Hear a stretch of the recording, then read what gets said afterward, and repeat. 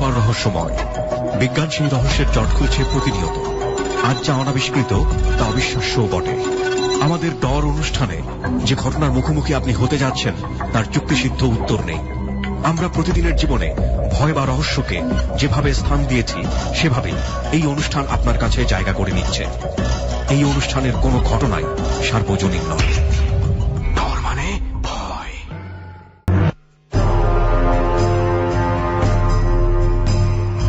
প্রিয় শ্রোতা, আমন্ত্রণ জানাচ্ছি ডরের 57তম পর্বে।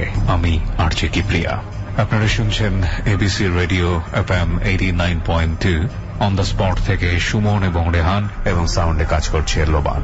এবং 57তম পর্বে আমাদের ডরের হন্টেড প্লেসটি হচ্ছে আলগির চর।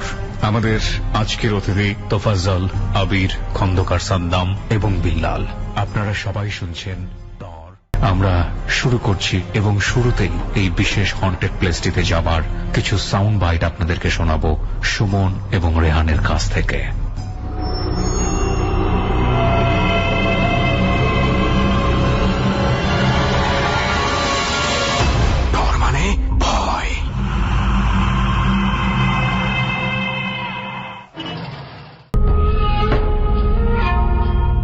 মহাখালী থেকে বাসে করে আমরা পৌঁছাই ময়মনসিংহের ভালুকায়। ভালুকা থেকে পরপর দুবার টেম্পো চেঞ্জ করে আমরা পৌঁছে যাই দত্তবাজারে।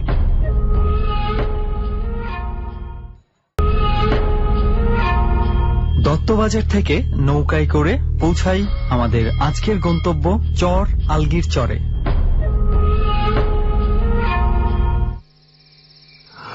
ওয়ান মোর এপিসোড অফ ডর। আর আবারও আমরা চলে এসেছি আরেকটা জায়গায়, ওয়ান মোর জার্নি। এবং জার্নিটা আজকে আমি এনজয় করেছি। বিশেষ করে এই জায়গাগুলোতে কিন্তু আমার খুব একটা আশা হয়নি। এই এরিয়াটাতে আমি খুব একটা আসিনি। একটা অন্যরকম সৌন্দর্য আছে। আর এই এলাকায় দোষ তুই খুঁজলেই পথে ঘাটে খালি বাউল পাবি। রাইট, সেটা পথে ঘাটে বাউল পাবো আমরা। এবং আমরা যার আমন্ত্রণে আসছি সেই তোফাজ্জল ভাই, মানে বুঝেই গেছেন যে বাউলের কথা বলতেই তোফাজ্জল ভাই বলেছে যে পথে ঘাটে বাউল পাওয়া যায়। তো যদি তোফাজ্জল ভাই আমরা মানে এই অনুষ্ঠানের পরে কোথাও থেকে কি বাউল গান শুনতে পারবো কিনা, কোথাও নিয়ে যেতে পারবেন? হ্যাঁ, এরকম অনুষ্ঠানের পরে বাউল গান শুনতে পারবেন। কি বলিস? বাহ, তাহলে আর কি লাগে। মানে আমাদের গ্রামে শেষ মানে এরকম বাউল হয় আর কি। ওকে, এইটা হচ্ছে ডরের শ্রোতা যারা আছে তাদের জন্য একটা দুঃসংবাদ যে বাউল গানটা আপনারা শুনতে পারবেন না। শুধু যারা এই মুহূর্তে আমরা আছি আমরা হয়তো শুনতে পারবো। যাই হোক, তোফাজ্জল ভাই প্রথমে আপনার পরিচয়টা একটু শুনি। জি, আমি তোফাজ্জল হোসেন। আপনাদের এখন যে জায়গায় নিয়ে আসছি এটা মনে করেন এই জায়গায় অনেক ধরনের মানে কাহিনী আছে। আপনি এখানেরই বাসিন্দা না? জি, আমি এই জায়গার বাসিন্দা। আমার বাড়ির পাশে বেশি দূরে না। তো ডরের শ্রোতাদেরকে একটু এই ফাঁকে বলি যে যদি অলরেডি আপনারা জেনে গেছেন আমরা কোথায় আসছি, এবং আরো একবার বলি যে আমরা এই মুহূর্তে আছি আলগির চর নামক একটা জায়গায়। এবং তোফাজ্জল ভাই আমাদেরকে আমন্ত্রণ জানিয়েছে এখানে আসার জন্য। আর ঠিক এই মুহূর্তে আমরা একটা বড়ই গাছের পাশে আছি। জি হ্যাঁ, বড়ই গাছটা নিয়েই হচ্ছে মূল ঘটনা, তাই না? হ্যাঁ, যে বড়ই গাছটা দেখতেছেন, ওই ছোট যে বড়ই গাছটা, এই বড়ই গাছটা হচ্ছে যত সময় মানে ঝামেলা হয়, একটু পানি টানি উঠলে মনে হয় বড়ই গাছটা ঢেকে যায়। হ্যাঁ, একটু না মানে বন্যা হইলে আর কি পানিটা বেশি বন্যা হইলে পানি এলাকাটা মানে উঁচু এলাকা, সেই জন্য খুব বেশি পরিমাণে বন্যা হলে, হ্যাঁ বেশি পরিমাণে বন্যা হলে এই জায়গাটা ডুবে যায় যে জায়গায় এখন আছে। তোফাজ্জল ভাই, এই বড়ই গাছটা নিয়ে কি ঘটনা আছে একটু শুনি। ছোট এই বড়ই গাছটা নিয়ে ঘটনা হচ্ছে আমার চাচাতো ভাই একদিন এদিক দিয়ে আসছিল, এই দত্তবাজার থেকে এদিক দিয়ে যখন আমাদের বাড়িতে আসে। আচ্ছা, যেই দত্তবাজার পাড়িয়ে যখন আমাদের বাড়িতে আসবে তখন মনে করেন এই জায়গায় এই উনি মানে বাদাম খাইতে ইচ্ছে আসছিল, কি ভাজা বড়ি খাওয়ার তো এমনি ভালো না। তখন উনি কখন? হ্যাঁ, এটা দুপুর বেলার ঘটনা। আচ্ছা, দুপুর 2টা আড়াইটা হবে। উনি যখন আসে তখন এই বড়ই গাছে দাঁড়িয়ে আসতেই উনি ভয় পেয়ে যায় আর কি। এমনিতে উনি জানে যে এই বড়ই গাছে অনেক ধরনের ঘটনা ঘটে, তো আসতেই ভয় পেয়ে যায়। ভয় পাওয়ার পরে উনি মানে কেমন যেন একটা ওই জায়গা তখন কষ্ট মষ্ট করে আমাদের বাড়িতে আসে। বাড়িতে আসতেই উনি অসুস্থ হয়ে পড়ে। এমন মানে অসুস্থ হয়ে পড়ে মানে একা যাচ্ছে, অনেক বাথরুম হয় ওনার, মানে যত কবিরাজ দেখা কেউ আর করতে পারে না। তখন উনি বলে দেন আমি আর বাঁচবো না, আমার কবিরাজ যা কিছু করো কোনো লাভ নাই। আমি এই ঘটনা আমি দিক দিয়ে এই বড়ই গাছে যে জায়গায় আমরা আছি এই বড়ই গাছে যাতে আমরা আসছিলাম। আসার সময় কি কোনো ঘটনা ঘটছিল? না, আসার সময় এমনি কোনো ঘটনা। এমনি উনি একটু অন্য ধরনের লোক ছিল আর কি, এগুলা এরিয়া চলতো সবসময়, যেন বয়স না পাওয়ারই একত্রে বেশি, তাই হয়তো ওনার এই জায়গায় পরে উনি এই দিনই মানে হঠাৎ করে সবার কাছে মাপ চাপ চাই নিচ্ছে, নেওয়ার পরে একবার উনি মারা যায় আর কি। মানে ওই দিনই মারা যায়? যে ওই দিনই মারা যায়, রাত্রে উনি মারা যায় তখন। কিন্তু এখানে একটা বিষয় আছে রেহান, তাই না? পুরোপুরি যে কাইন্ড অফ সাউন্ডস লাইক মানে ফুড পয়জনিং ও হতে পারে। হ্যাঁ, এই জায়গায় মানে আরো অনেক ঘটনা মানে এরকম হয় আর কি। আরো অনেক ঘটনার ব্যাপারে আসলে আমরা খোঁজ নিয়েছি, তবে সেটা এখন না, পরবর্তীতে আমরা এক্সপোজ করবো যে what is actually happening with this place. যাই হোক, এখন আমরা, আমার মনে হয় দোস্ত, যেহেতু একটু কাজ আছে আমাদের পরে, মানে ওই যে বাউল গানটা আপনার শুনবেন বলছেন, আমরা যেটা বুঝতে পারছি আসলে যে ডর নিয়ে তো অনেক ডরালো ঘটনা ঘটে যাচ্ছে আশেপাশে দোস্ত, এবং এটার একটা খুব জীবন্ত একটা উদাহরণ আজকে আমরা দিতে পারি আপনাদেরকে, এবং আমরা খুব উৎসাহী এই ব্যাপারে যে আমরা এই ব্যাপারটা সবাইকে জানাতে চাই। রাইট। এবং এই তোফাজ্জল ভাইয়ের কথা তো আপনারা শুনলেন, এবং সবচেয়ে মজার একটা ঘটনা, মজার বলবো, এক অর্থে মজার বলতে পারে, আরেক অর্থে একটা ভয়ঙ্কর ঘটনা, আরেক অর্থে খুব ছোট লোকই একটা ঘটনা, সেটা হচ্ছে তোফাজ্জল ভাই, একটু ঘটনা কি আপনি বলবেন? হ্যাঁ, আমি মানে কিবরিয়া ভাইয়ের সাথে মানে ফেসবুকে অ্যাক্টিভ হওয়ার জন্য খুব চেষ্টা করছি। পরবর্তী দিকে একজনের ফ্রেন্ড অনেক, তার মানে উনিও সবসময় বলতো আমার ফ্রেন্ড অনেক, লাইক দিলে ওনাকে পাওয়া যাবে। তাই আমি ভাবলাম এটা হয়তো কিবরিয়া ভাইয়ের ফ্রেন্ড পেজ। তখন আমি ওনারে লাইক দিচ্ছি, মানে ওনার সাথে আমার একজাস্ট হলো। হওয়ার পরবর্তীতে মানে আমি বললাম যে আমার কিছু ডরের কাহিনী আছে, আমি আসতে চাই আপনাদের এই জায়গায়। ফেসবুক ইনবক্সে ওনাকে মেসেজ করতাম, করার পর উনি সাথে সাথে কোনো আনসার দিত না। 2-3 দিন মানে 4 দিন 5 দিন পরে দিত। আমি ভাবতাম হ্যাঁ হয়তো উনি বিজি থাকতে পারে, আরো অনেকজনই আছে এভাবে মেসেজ করে, উত্তর দিতে হয়। তখন অনেকদিন পর আমাকে বলছে হ্যাঁ আমি আসতে পারবো, কিন্তু আমার একটা কাজ করতে হবে। বলতেছে একটা ফর্ম ফিল আপ, মেসেজ করে একটা ফর্ম ফিল আপ দিবে আমার নাম্বারে, আমার নাম্বারটা চাইছি। তখন আমি নাম্বার দিলাম, দেওয়ার পরে উনি বলতেছে কয় এই নাম্বারে একটা মেসেজ যাবে, মেসেজে 150 টাকা, মেসেজটা ফিল আপ করতে আপনার 150 টাকা, মানে ওই ফর্মটা ফিল আপ করতে 150 টাকা লাগবে। ফেসবুকে ইনবক্সে কথাগুলো হচ্ছে, তখন আমি আবার লিখে দিলাম টাকাগুলো কিভাবে দেবো, মেসেজটা কিভাবে আসবে। তখন উনি বলছে আমার পার্সোনাল নাম্বারে মেসেজটা আসবে, আবার এই এবিসি লিখে তারপর পাঠা দিতে হবে। পরে বললাম যে টাকাটা কিভাবে পাঠাবো, তখন বলছে হ্যাঁ আমি একটা বিকাশ নাম্বার দেবো, বিকাশ নাম্বার। পরবর্তীতে উনি একটা বিকাশ নাম্বার আমাকে দেয়, এই নাম্বারে আমাকে বলছে যত শীঘ্রই মানে দেওয়া যাবে ততই তাড়াতাড়ি করে আমি আসতে পারবো ডর অনুষ্ঠানে। কত টাকা পাঠাতে বলেছে আপনাকে? প্রথমে বলছে 150 টাকা, কিন্তু আমি ফর্ম ফিল আপের জন্য 150 টাকা লাগবে। 50 টাকা দেওয়ার পরে আমার কত নাম্বার গেছে ওইটা আমার জানাতে হবে, নাম্বারটা আবার ইনবক্সে করে দিবে। তখন আমি বললাম যে উনার নাম্বার দেওয়ার জন্য, পার্সোনাল নাম্বার, উনি আর নাম্বার দেয় না, বলছে এই ফেসবুকে মানে করার জন্য। তো আমি ডরে যেতে পারবো, 150 টাকা তোমার ব্যাপার না। চিন্তা করে আমি চাইছিলাম টাকাটা দেবো, এই 2-1 দিনের ভিতরে যখন নেট করছি টাকা দেবো, কিন্তু এর ভিতরে আপনি আমাকে ফোন দিয়ে অনেক উপকার করলেন। এই পরবর্তী যেটা আপনি বললেন নাকি এরকম কোন ফ্রেন্ড পেজ ওনার নাই, আমি টাকাটা পরে যাই হোক, কিছু ব্যাপার খুব বেশি ক্লিয়ার থাকা দরকার। ফার্স্ট অফ অল একটা জিনিস সবাইকে জানতে হবে, প্রত্যেকটা শ্রোতা বন্ধুকে, যে এবিসির গেস্ট হয়ে আসার সাথে সেটা যেই প্রোগ্রামই হোক না কেন টাকার কোনো সম্পর্ক এখানে নেই, একদম নেই। এবং আপনারা তো শুনলেন তোফাজ্জল ভাইয়ের মুখে, এবং মানে কি বলবো, এটা কোইন্সিডেন্টলি ঘটে গেছে। তোফাজ্জল ভাই যখনই টাকাটা দিবে প্রস্তুতি নিচ্ছে, ঠিক এর একদিন আগেই আমি ফোন দিয়েছিলাম, যে ওনার স্টোরি শুনে আমাদের ভালো লেগেছে, দ্যাট মিনস আমি ওনার সাথে সরাসরি ফোন দিয়েছি, এবং তখন তোফাজ্জল ভাইয়ের কাছ থেকে এই ঘটনাটা আমার জানা হয়েছে। হয়তো বা আর একটু লেট হলে টাকা দিয়েও দিত। তো আমরা এটা ক্লিয়ারলি বলতে চাই, রেহান একটু আগে যেটা বললো যে এবিসিতে ডরে বা কোনো ধরনের কোনো প্রোগ্রামে আসার জন্য কোনো ধরনের টাকা চাওয়া হয় না। যদি কেউ চেয়ে থাকে এটা আপনি ধরে নেবেন 100% ফ্রড হচ্ছে আপনার সাথে। রাইট। এবং এটা শুধুমাত্র এবিসি রেডিওর জন্য না, বাংলাদেশে যে কয়টা রেডিও আছে কোথাওই এভাবে টাকার বিনিময়ে, ফর্ম ফিল আপের বিনিময়ে কোনোভাবে গেস্ট জোগাড় করা হয় না। 1 লক্ষ টাকাও যদি কেউ আমাদেরকে দিয়ে দেয়, গল্প যদি অরিজিনাল না হয়, সত্য না হয়, কারো পক্ষে কোনোদিনও এবিসি রেডিওতে ঢোকাই সম্ভব না। সো আপনারা দয়া করে এবিসির যে রিয়েল ফ্যান পেজ আছে, ভেরিফাইড ফ্যান পেজ, অর্থাৎ facebook.com/abcradiofm 89.2, এই পেজের মাধ্যমে যদি আপনাদেরকে কন্ট্যাক্ট করা না হয়, তাহলে দয়া করে কারো কথার উপর ভরসা করে টাকা কেন, নিজেও কোথাও যাবেন না।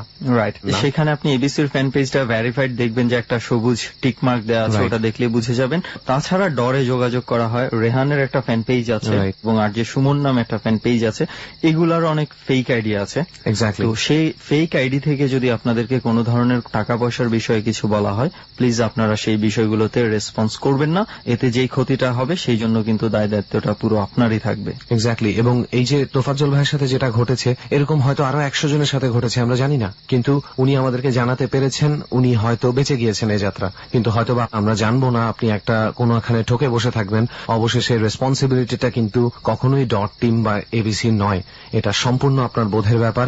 দয়া করে আমাদের অরিজিনাল ফ্যান পেজের সাথে যদি আপনার কানেকশন না হয়, কারো কথার উপরে ভরসা করে নিজেকে ডরের অংশ ভাবতে শুরু করবেন না। সো এটাই ছিল মেসেজটা প্রথমে আপনাদেরকে দেওয়ার, একটু ক্লিয়ার হয়ে যাওয়ার। তো এবার আমরা মূল ঘটনার দিকে যাই। Let's move. ঠিক আছে, তাহলে তোফাজ্জল ভাই, আপনার নিজের কিছু ঘটনা আছে যে আপনার ফ্যামিলির হ্যাঁ, জি, আমার আম্মুর সাথে ঘটনা। আপনার আম্মুর সাথে প্রথম যে ঘটনাটা, ওইটা আরো প্রায় 2-3 বছর আগের ঘটনা। আচ্ছা। হঠাৎ করে আম্মা চোখের সামনে জানি সন্ধ্যার পরে কি জানি দেখতে পায় আর কি। মানুষও বুঝতে পারে না, এমনকি অন্য কোনো কিছু বুঝতে পারে না। সন্ধ্যা বন্ধ করে গনি আসলেই তখন মানে কি কবের ঘটনা? এটা 3-4 বছর আগের ঘটনা। আচ্ছা। তখন কি জানি দেখতে পায়, দেখার পরে আম্মা এই জিনিসটা মানে বুঝতে পারে না যে এটা কি, মানে একাদশে কয়েকদিন হওয়ার পরে তখন আমাদের যারা বাড়িতে যেহেতু আমরা কেউ থাকি না, ঢাকা থাকি, তখন আমাদের মুরব্বী আছে, ওদের সাথে যোগাযোগ করে এইরকম ঘটনা। আমার স্বামী ওটা কি কোনো ধরনের কোনো ক্ষতি করতে আসে? হ্যাঁ, ক্ষতি করতে আসে, এটা আমি বলছি, আস্তে আস্তে সব বলবো। তখন মানে এই ঘটনা তখন আর আম্মা আমাদের বলে নাই, না বলার পরে আব্বার কাছে বলছি। আব্বাও ঢাকা থাকে, উনি পরে একদিন টাইম নিয়ে শনিবারের ঘটনা বলছে বাড়িতে যাবি। 2টা বাজে আমাদের পাকুন দিয়ে আমার কাকার দোকান আছে, কাকার দোকানে বসার জন্য বলছে। পরে আম্মুকে বসছে আর কি 2টা বাজে। আপনার আম্মাকে বলেছে যে দুপুর 2টা বাজে আমি দোকানে থাকা, ওই জায়গা থেকে তখন কবিরাজ ঢাকা থেকে যাবে। হ্যাঁ, কবিরাজ। তারপরে উনাকে নিয়ে কবিরাজের কাছে যাবে। আমাদের যে জায়গায় বসছে ওই বসার পাশে দিয়ে কবিরাজের কাছে যেতে হয়। তখন আম্মা বসছে, বসার পর তো আর আব্বার কোনো মানে খোঁজ খবর নাই আর কি। আব্বার কাছে ফোন না থাকার কারণে যোগাযোগ হয়নি। যেন 2টা বাজে বলছে 3টা বাজে তো অবশ্যই আসবি, না আসার কারণে তখন রাত্রে 8টা বাজে গেছে। তখন তো আম্মা তো চলে যেতে হবে, এখন তো উনি বসেছিলেন। হ্যাঁ, তখন যেহেতু আসবে জানে শিওর, কিন্তু যখন দেখছি 8টা বাজে গেছে রাত্রের, তখন আম্মা চিন্তা করলো না, এখন আর আমার থাকা যাবে না, আমি এখন চলে যাই বাড়িতে। তখন আমাদের বাড়ির পাশের বাড়ি একজন প্রতিবেশী, মানে আমার কাকার লাগে সম্পর্কে, উনার সাথে তখন আম্মা মানে আস্তে আস্তে তখন আমাদের বাড়ি থেকে মানে রওনা দিয়ে দিয়েছে। কতটুকু দূরে আপনাদের আমাদের বাড়ি? এই জায়গা থেকে মনে অটো দিয়ে যেতে হবে 15-20 মিনিট রাস্তা। অটোতে আসতে হয়? হ্যাঁ, 15-20 মিনিট লাগবে আমাদের যে মানে বাড়ি না, মানে যে জায়গায় নামতে হবে আর কি। তখন দুজন একসাথে আসছে, আমার কাকা আর আম্মা। আসার পরে ওই জায়গাতে কিছু হাইটটা যখন মানে একসাথে যখন আস্তে আস্তে আসার পরে উনি ওনার বাড়িতে চলে গেছে। কিছুটা আমাদের চাচা বাড়িতে উনি চলে গেছে। এর থেকে মনে করেন বেশি দূরে না আমাদের বাড়ি, অল্প কিছু রাস্তা দূরে। তখন আম্মা উনি বলছে যে আমি কি আসবো নাকি? তখন কাকা বলতে না, আসা লাগবে না, আমি একা যেতে পারবো। তখন উনি বাড়ির ভিতরে যাওয়া আর উনার বাড়ির মানে ঘরের পিছনে কিছু পাশের জার ছিল, ওই মনে হচ্ছে কি আম্মা যারা ভাবতেছে উনি যাওয়ার পিছন দিক দেয়, দেন পাশের জারগুলো আমার উপরে মনে ভাঙে পড়ে যেতেছে, এরকম মানে আওয়াজ হচ্ছে এবং শব্দ হইতেছে আর কি পিছনে। তখন আম্মার এটা তো কিছু করে না, যেহেতু আম্মার সাথে সমস্যা আছে জানে, কি জানি দেখে আগে, তো এটা ভাববে। তখন আম্মার সোজা আবার হাঁটা দিচ্ছে। তারপর আর কিছুটা রাস্তা যাওয়ার পরে আমাদের যে স্কুলটা দ্বারা যাইতে মনে হচ্ছে স্কুলের ভিতর থেকে কি জানি হোমানের শব্দ হচ্ছে। কোনোদিন আর করে না, অন্য দিন তো যা, কিন্তু কোনোদিন এরকম শব্দ পায় না। আজকে এরকম শব্দ হচ্ছে। স্কুল তো একদম নীরব, নিরাপত্তা। এটা তো সব 5টা-6টার পরে নিরাপত্তা জায়গা স্কুলে যায়। জি, পরে স্কুলে এরকম শব্দ হওয়ার পরে তখন আম্মা আর একটু জলদি হাঁটা দিল যে না, এই জায়গা আমার বেশিক্ষণ থাকা যাবে না, আমি যত তাড়াতাড়ি সময় চলে যাই। তখন কিন্তু এই সময় কিন্তু অন্য সময় মানুষ থাকে, কিন্তু এই দিন কেন জানি মানুষ ছিল না রাস্তার মধ্যে। আচ্ছা। তখন যাওয়ার পর কিছুটা রাস্তা যাওয়ার পরে আমাদের বাড়ি, তখন দেখে মানে সামনে পূর্ব পাশ থেকে রাস্তার জঙ্গলের ভিতর থেকে একটা কুকুরের মতো কি যেন একটা মানে বড় একটা বাইরেছে, পূর্ব পাশে পশ্চিম পাশে দুধ দিচ্ছে। পূর্ব পাশ থেকে দুধ দিতে আমার শরীরটা মানে তখন আরো বেশি বার হয়ে গেছে। কি এইভাবে দুধ দিল আম্মা জিনিসটা কি চিনতে পারে না, যেহেতু কুকুর হইলে কিন্তু চেনার কথা। তখন আম্মা মানে বুঝছে যেহেতু আম্মার সাথে এরকম ঘটনা হইতেছে, আর উনি সন্ধ্যা পরে এরকম হয় দেখতে পায়। তখন উনি আর না করে যখন বাড়ির থেকে উঠছে, ওঠার পরেই আম্মা মাথা ঘোরার মারে পড়ে যায়। ছোট বোন আসলো ঘরে, ছোট বোন এবং বাড়ির লোকজন চিল্লাচিল্লি শব্দ সব পায়া পরে আইসা করে পানি ছানি দেয়া তখন এক করছে। আব্বার যখন জ্ঞান ফিরেছে এর পিছন দিক দিয়ে পরে আব্বার কাছে বাড়িতে যাওয়া পরে আব্বার কাছে বাড়ি ঘটনা মানে জিজ্ঞেস করলো যখন আব্বা কিভাবে হইলো, তখন আম্মা মনে বললো এই ঘটনা আমার সাথে আসার পথে। তো ব্যাপারটা যেটা দাঁড়াচ্ছে যে উনি 3টা জায়গায় ভয় ফেস করেছেন। প্রথমত সেই বাস ঝাড়ে ওই লোকটা ঢুকে যাওয়ার পরে, কিন্তু ওই লোকটা যেহেতু বাড়ির ভিতরে গেছে উনি কিন্তু লক্ষ্য করা মানে শব্দটা পাওয়ার কথা, কিন্তু উনি শব্দটা পায়নি। বাট উনি সেই শব্দটা পায়নি। মানে ভয়। আব্বার কাছে বাড়ি ঘটনা মানে জিজ্ঞেস করলো যখন আব্বা কিভাবে হইলো, তখন আম্মা মনে বললো এই ঘটনা আমার সাথে এইভাবে ঘটছিল, এই ঘটনা আসার পথে। তো ব্যাপারটা যেটা দাঁড়াচ্ছে যে উনি 3টা জায়গায় ভয় ফেস করেছেন। প্রথমত সেই বাস ঝাড়ে ওই লোকটা ঢুকে যাওয়ার পরে, কিন্তু ওই লোকটা যেহেতু বাড়ির ভিতরে গেছে উনি কিন্তু লক্ষ্য করা মানে শব্দটা পাওয়ার কথা, কিন্তু উনি শব্দটা পায়নি। বাট উনি সেই শব্দটা পায়নি। কিন্তু ঘটনা হচ্ছে আমি যেটা বুঝতে পারছি যে কোথাও কিন্তু উনি আক্রমণের মধ্যে পড়েননি। ওই বাসঝাড় থেকেও কেউ তাকে আক্রমণ করেনি, ওই স্কুলের ভেতরে শব্দ থেকেও কেউ তাকে আক্রমণ করেনি। ওই পশুটা যখন মানে ওনার সামনে থেকে চলে গেছে তখন আমি ভাবছিলাম যে বাই চান্স মুখোমুখি হয় কিনা, কিন্তু আলটিমেটলি আলটিমেটলি ওনাকে কিন্তু ভয়ই দেখিয়েছে শুধু। ওই যে আমাদের ওই ব্যাপারটা দোষ, কোনো মোটিভ থাকে না মাঝে মাঝে। থাকে না, রাইট। নিশ্চয়ই জানি না এই ভয় দেখানোর পেছনে কোনো কারণ আছে কিনা, দেখে আমরা সামনে জানতে পারি না। আরো কিছু যদি শুনতে পাই। আর কোন ঘটনা আমার সাথে এরকম আরো একটা ঘটনা আছে, এটা বেশি দিন আগের না, এটা হচ্ছে 1/8/2015 সালের ঘটনা, গত মাসের ঘটনা। আচ্ছা, তখন মনে করেন মানে রাত্রে খাওয়া দাওয়ার পরে রাত্রে 9টা বাজে যেহেতু শুয়ে পড়বি, বাথরুম করা মানে ক্লিয়ার ছিল, এসে পরে শুয়ে আর কি। তখন আম্মা গেছে, যাওয়ার পর আমাদের পিছনে কিন্তু সৌর বিদ্যুৎ লাইট আছে। আচ্ছা, জঙ্গলের মধ্যে, গ্রামাঞ্চলে কিন্তু জঙ্গলের মধ্যে বাথরুম থাকে। তখন লাইট আছে, লাইটের আলোটা মনে করেন পশ্চিম প্রান্ত একটু কমই পাওয়া যায়। ঘরের পিছনে একটা কল আছে, কল 3 বার দেওয়া, এবং কলের পিছনে বাথরুম, বাথরুমের মধ্যে কিছু অন্ধকার থাকে আর কি। তখন যখন কলের মাঝখানে আমাদের আসছিল আর আমার ছোট বোন বাথরুম ভিতরে আসছিল, হঠাৎ করে দেখতেছে যে আমাদের পাশে একটা বাঁশের জার আছে, বড় বাঁশের জার, মানে প্রচুর শব্দ হচ্ছে। শব্দ হওয়ার পর আমার ছোট ভাই তো মানে ও কিছু বোঝে না, ওর একটা মোবাইল আছে, মোবাইলের লাইট নিয়ে যখন ভিতরে আগা, মানে এটা ওইখানে যারা আছে সবাই শুনতে পাচ্ছে? হ্যাঁ সবাই, হ্যাঁ আমি বলছি ভাই বোন সবাই। জি, তখন মনে করেন যখন যাইতে আছে দেওয়ার প্রতি আম্মা যখন বলছে তুই কই যাস, মানে আমার ছোট ভাই বলছে, বলার পরেই যখন ছোট ভাই বলছে, ছোট ভাই তার আগে স্যার গেল না, পরে মনে হচ্ছে যে কোরআন নিয়ে একটা বাস করলে কিন্তু প্রচুর শব্দ হয়, মনে হচ্ছে যে বাস একসাথে 50-60টা বাস একসাথে গুবাইতেছে। আচ্ছা, এরকম আওয়াজ হচ্ছে, আওয়াজ হচ্ছে এর ভিতর থেকে, ওই বাস ঝাড়ে, বাজার থেকে, বাজার আম্মা এবং আমার ছোট ভাই থেকে 7-5 হাত দূরে আর কি। তখন মনে হচ্ছে কি জানি মানে প্রচুর কোবাইতেছে। আম্মা তো জিনিসটা বুঝতে পারছে যে এরকম ঘটনা আমার সাথে যদি আরো আগে ঘুরছে। আমাদের বাথরুমটা কিন্তু কিছুদিন আগে তৈরি করা হয়েছে, নতুন টিন দিয়া বাথরুম এবং কল। মনে হচ্ছে চতুর্পাশ দিয়া সমানে মানে লাড়ি নিয়ে যদি মানে বাইরে নিয়ে পরে যেরকম শব্দ হইতেছে এরকম, কিন্তু চতুর্পাশ দিয়ে শব্দ করতেছে, কিন্তু আম্মা কলের ভিতরে থেকে কাউরে দেখতে পাচ্ছে না। এবং আমার ছোট ভাই কিন্তু পাশে আছে, ছোট ভাই কাউরে দেখতে পাচ্ছে, শব্দটা অনুভব করতেছে না। আমার ছোট ভাই ভাবছে কি আম্মা ওদের চলে গেছে, তখন ও ভয় পাইয়া ওই ওয়াশরুম থেকে বাইরে এসে, মানে এমন যে শব্দ হয়েছে আমাদের বাড়ির যারা আসছে সবাই শব্দটা পাচ্ছে। অনেকজন ভাবতেছে আমাদের পাশে বাড়ি একটা ঝগড়া হয়, প্রায় সময় ওরা আবার ঝগড়া হইলে বাড়ি টিনের মধ্যে বাইরে, তখন এটা ভাবতে কেউ আর মানে ইয়াদে নেই, হইতে থাকে এরকম ঘটনা তো প্রায়ই হয় ওদের মধ্যে। এই চিন্তা করে তখন দেখতেছেন না আমাদের বাড়িতে এরকম শব্দ হচ্ছে, কিন্তু আমাদের বাড়িতে এরকম শব্দের কোনো প্রশ্নই উঠে না, কারণ আমাদের ঘরে এমন কোন লোক নেই যে ঝগড়া করবে কি, এমন কিছু নাই। তখন মন ভাবে শব্দ হয়েছে, মনে হচ্ছে কি টিন একবারে শেষ, নতুন টিনই কিন্তু ওকে ঘোরা করেছে। ছোট বোনে বাথরুম দিকে দূর, অন্ধকারের মধ্যে দুধ দিতে পড়ে গিয়া পায়ে ব্যথা পাইছিল, মানে ছোট বোনে ব্যথা পাই আম্মা গো আমার বাচ্চা আমি কিন্তু শেষ। বের হয়ে আসার পরেও কি শব্দ হচ্ছিল? পরেও শব্দ হচ্ছে, যেটা মানে আম্মা যেটা বলছি আর কি, আমার কাছে যদি মানুষ শব্দ করে একসাথে অত মানুষ আসলেও মানুষের আওয়াজ পাওয়া যাবে, কেউ যদি ডিল মারে তারপরে একটা একটা করে শব্দ হবে। মনে হচ্ছে যে একসাথে অনেকগুলো মানুষ, তখন তো পরে আমাদের বাড়ি যত লোক আছে 50-60 জন সবাই দৌড় পাড়ে আছে, তারা ওই শব্দ পেয়ে গেছে। তারাও শব্দ পায়, মানে বাড়ি থেকে প্রায় 10-12টা বাড়ির পরে মানুষের শব্দ পাইছে, এত জোরে শব্দ হয়েছে। তখন রাত্রের বিষয় তো একটু জোরে শব্দ, তখন মনে করেন এই সবাই ধরে আসছে, আসার পরে মানে আম্মা ছোট বোনে ধরে ঘরের ভিতরে আনার পরে সবাই আসছে, আসার পরে লাইট মাইট নিয়ে গিয়ে দেখে কোনো কিছু, মানে যদি একটা বাড়ি উদ্দেয় সাধারণ ভাবে তখন কিন্তু টিনের মধ্যে একটা দাগ হওয়ার কথা, নতুন টিন দাগ করলে কিন্তু তখন দেখা যাবে অবশ্যই, কিন্তু এই জায়গায় কোনো দাগ দেখা গেল না, মানে এরকম করার পরে সবাই আবার যা বাড়ি চলে গেছে। আচ্ছা, টিনে না হয় দাগ দেখলেন না, এই যে আপনারা যে বাঁশ ঝাড় কোপানোর শব্দ পাচ্ছিলেন, বাঁশ কেটে না বাঁশও কোনো কাটা নেই, মানে বাঁশের মধ্যে কোনো চিহ্ন যেভাবে আছে, মানে রাত্রেও সবাই এসে দেখছে, লাইট মেরে দেখে, যেহেতু অনেক মানুষ আসছে বাড়ির সবাই আসার পরে একইভাবে দেখলো। না এতগুলা মানুষ কেমনে ভুল শুনে? এই 3 জনও যদি শুনতো ওকে, যারা ঘরে ঘুমাচ্ছে চুপচাপ বসে, আবার উনি যেভাবে বললো 10-12টা বাড়ি পরে পর্যন্ত সবাই চলে আসছে, যেহেতু আমাদের আন্দাজ করছে আমাদের বাড়িতে এরকম ঘটনা, সবাই চলে আসছে, ওই শব্দ শুনেই আসছে, যে ওনার এই শব্দ শুনে আসছে। পরে সবাই লাইট নিয়ে গিয়ে দেখছে, মানে দ্বিতীয় কথা সৌর বিদ্যুতের লাইটে আলো আছে, তখন কাউরে দেখতে পাচ্ছে কিন্তু শব্দ হইতেছে, এটা অনুভব করতেছে শব্দ। আম্মা কিন্তু কলের মাঝখানে যে মাঝখান দ্বারা আছে 4-5 টিন দেওয়া এনে দাঁড়ানো, আর ছোট বোন তো অষ্টম ভিতরে, কিন্তু এরপরেও কাউরে দেখতে পাচ্ছে, শব্দটা পাইতেছে, দেখে কোনো কিছু নাই। আবার আম্মা সন্দেহ হয়েছে, সকালবেলা আবার গেছে, দেখে কোনো চিহ্ন নাই, বাসের দ্বারাও নাই, টিনেও নাই। তখন এর ভিতরে আবার এই দিনই রাত্রে আমার বড় ভাবি, মানে আমার ভাবি একটা বাচ্চা আছে, উনি স্বপ্নে দেখছে যে আমার ভাতিজিরে কি জানি উড়া নিয়ে যাইতেছে, টানিয়ে নিয়ে যেতেছে। তখন ভাবি আমার চিকের কথা পারা পরেই, তখন পরে সকালে আমার কাছে বলছি, বলার পরে সকালবেলা সবাই বলতেছে যে তুই এরকম ঘটনা হয়েছে, তোমরা এক কাজ করো, কবিরাজ দেখো তাড়াতাড়ি, কবিরাজ না দেখলে আবার সমস্যা হইতে পারে। এর ভিতরে আবার এই বাসের দাঁড়ি আমার এক দাদা অনেকদিন আগে উপরে উঠছিল, মানে বাসায় পাতা পাড়ার জন্য, গরুর জন্য উপরে উঠার পরে উনি আবার তুলার আসি, উনি এগুলো অল্পতে বুঝতে পারে, উঠার পরে উনারে উপর থেকে নিষেধ কথা, তুই চলে যা, এতে তো সমস্যা হবে। আচ্ছা, উনি স্বাভাবিকভাবে চলে আসে, যে তুই বুঝতে পারছি জিনিসটা অন্যদিকে তুলে আসি, উনি বুঝতে পারছি, উনি চলে এসে তখন আমার এমন বলছিল তোমরা যদি তুই জায়গায় থাকো তুই সাবধানে থাকো, এরকম মানে উপরে এরকম সমস্যা। উনার কিছুই বলেছিল, করা হয়েছে উনার উপর থেকে, মানে উনিও তো কিছু বলে না, আমরা ভয় পাই।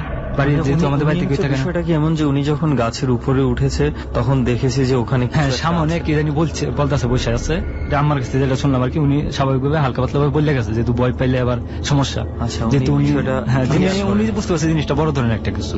তখন আমার বলছে যে তোমরা এই জায়গায় সাবধানে কাজ কাম করো, সাবধানে থাকবে। তো আপনার আম্মা কি এখনো মানে রাতের বেলা বিভিন্ন জিনিস দেখতে পায়? না এখন এরপরে মনে করেন এই দিনে এই শনিবারের ঘটনা রাইতে রাতে 9টা বাজে, তোমার বাদে দিন রবিবার তো কিন্তু কবিরাজ হয় না, এই শনিবার এবং মঙ্গলবার কিন্তু কবিরাজের একটা করে। তখন সামনে মঙ্গলবার যাইতে হবে, তখন মঙ্গলবারে পরে এক কবিরাজ এসে গেছে, যাওয়ার পরে আমাদের ফ্যামিলির সবাই মানে যারা বাড়িতে থাকে সবার পরে একটা করে তাবিজ দিছে আর বলছে যে তোমার পিছনে এই জিনিসটা অনেকদিন ধরে আসছে, তোমার ক্ষতি করার চেষ্টা করছিল, যাকে এখন এটা দিচ্ছে এই তাবিজটা সবসময় সাথে করে রাখবে, যাতে দ্বিতীয়ত সমস্যা হবে না, যতটুকু আল্লাহর মতো জানি। পরে এই কথাটা বলছে আমার কাছে।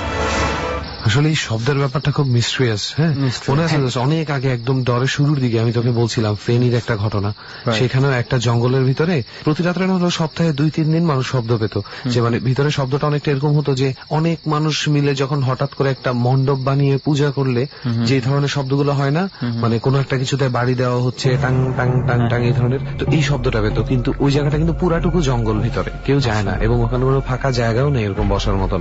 মজার ব্যাপার হচ্ছে এরকম হতে হতে কোনো এক সময় একটু প্রতিবন্ধী টাইপের একটা ছেলে, সে হচ্ছে বোবা, কথা বলতে পারে না, তো এক পর্যায়ে সে রাতে গিয়ে জঙ্গলের সামনে গিয়ে একটা টিনের মানে বক্সে সে লাঠি দিয়ে বাড়ি দেয়, প্রচন্ড শব্দ করে সেও একটা প্রতিবাদমূলক ভাবে, এবং সাথে সাথে শব্দটা থেমে যায়। আচ্ছা, সাথে সাথে শব্দটা থেমে যায়, পরে আবার হয়, কিন্তু ওই শব্দের রিয়াকশন কিন্তু হয়, কিন্তু সবাই মিলে ভিতরে বনে গিয়ে কিন্তু কাউকে পায়নি এবং গিয়েছিল সব হ্যাঁ খোঁজার জন্য। কিন্তু ভাই যেটা বলতে চাচ্ছিলাম, এরকম যে মানে কবিরাজ কিন্তু পরে বলে দিচ্ছে যে এই তাবিজটা সাথে রাখার জন্য, না পরবর্তী সমস্যা হবে। এখন সবাই কবিরাজকে বলেছিল যে আপনাদেরকে যে হ্যাঁ কবিরাজ বলছে আপনাদের সাথে কিন্তু অনেক আগে থেকে মানে সেদিন আপনারা কিন্তু ক্ষতি করার চেষ্টা করতে অনেক আগে থেকে। আমার কিন্তু অত কিছু বলে না কবিরাজের কাছে, যে জাসকালি যে এই দিন ঘটনাটা বলছে, কিন্তু আমার বলছে আরো আগে থেকেই আপনার ক্ষতি করার চেষ্টা করতেছে, কিন্তু পারে না ক্ষতি করার জন্য, আপনার যে সাহস আছে সাহসের জন্য পারে না। আসলে আমার মনে হয় এখানে কবিরাজ বলি আর যাই বলি না কেন, মূলত সাহসটাই হচ্ছে মূল বিষয়। কবিরাজের কথা আসলে বলতে বলতে আমি আর রেহান ক্লান্তই হয়ে গেছি কাইন্ড অফ, কিন্তু তারপরেও আমরা বলি যে প্লিজ সবসময় কবিরাজিতে সবকিছুর সমাধান খুঁজতে যাবেন না, এতে হিতে বিপরীত হইতে পারে। রাইট, হিতে বিপরীত হওয়ার সম্ভাবনা অনেক বেশি থাকে, হয়তো বা সামান্য কোনো মানে মেডিকেল প্রবলেমও হতে পারে, সেই জায়গাটাতে দেখা যাবে যে কবিরাজের চিকিৎসার ধরনের কারণে অনেকে মানসিক রোগীতে পরিণত হতে পারে। সো এত বড় স্টেপ আপনারা সহজে নেবেন না, আগে মেডিকেল স্টেপ নিন, তারপরেও যদি কাজ না করে তখন অনেক কিছু আছে। এবং একটা কথা আমরা বলতে পারি যে আপনারা যার যার এলাকায় একটু চোখ কান খোলা রাখলেই দেখবেন যে শত শত ফ্রডের ঘটনা আছে, কবিরাজির নামে শত শত ফ্রড হচ্ছে। Right, so be careful.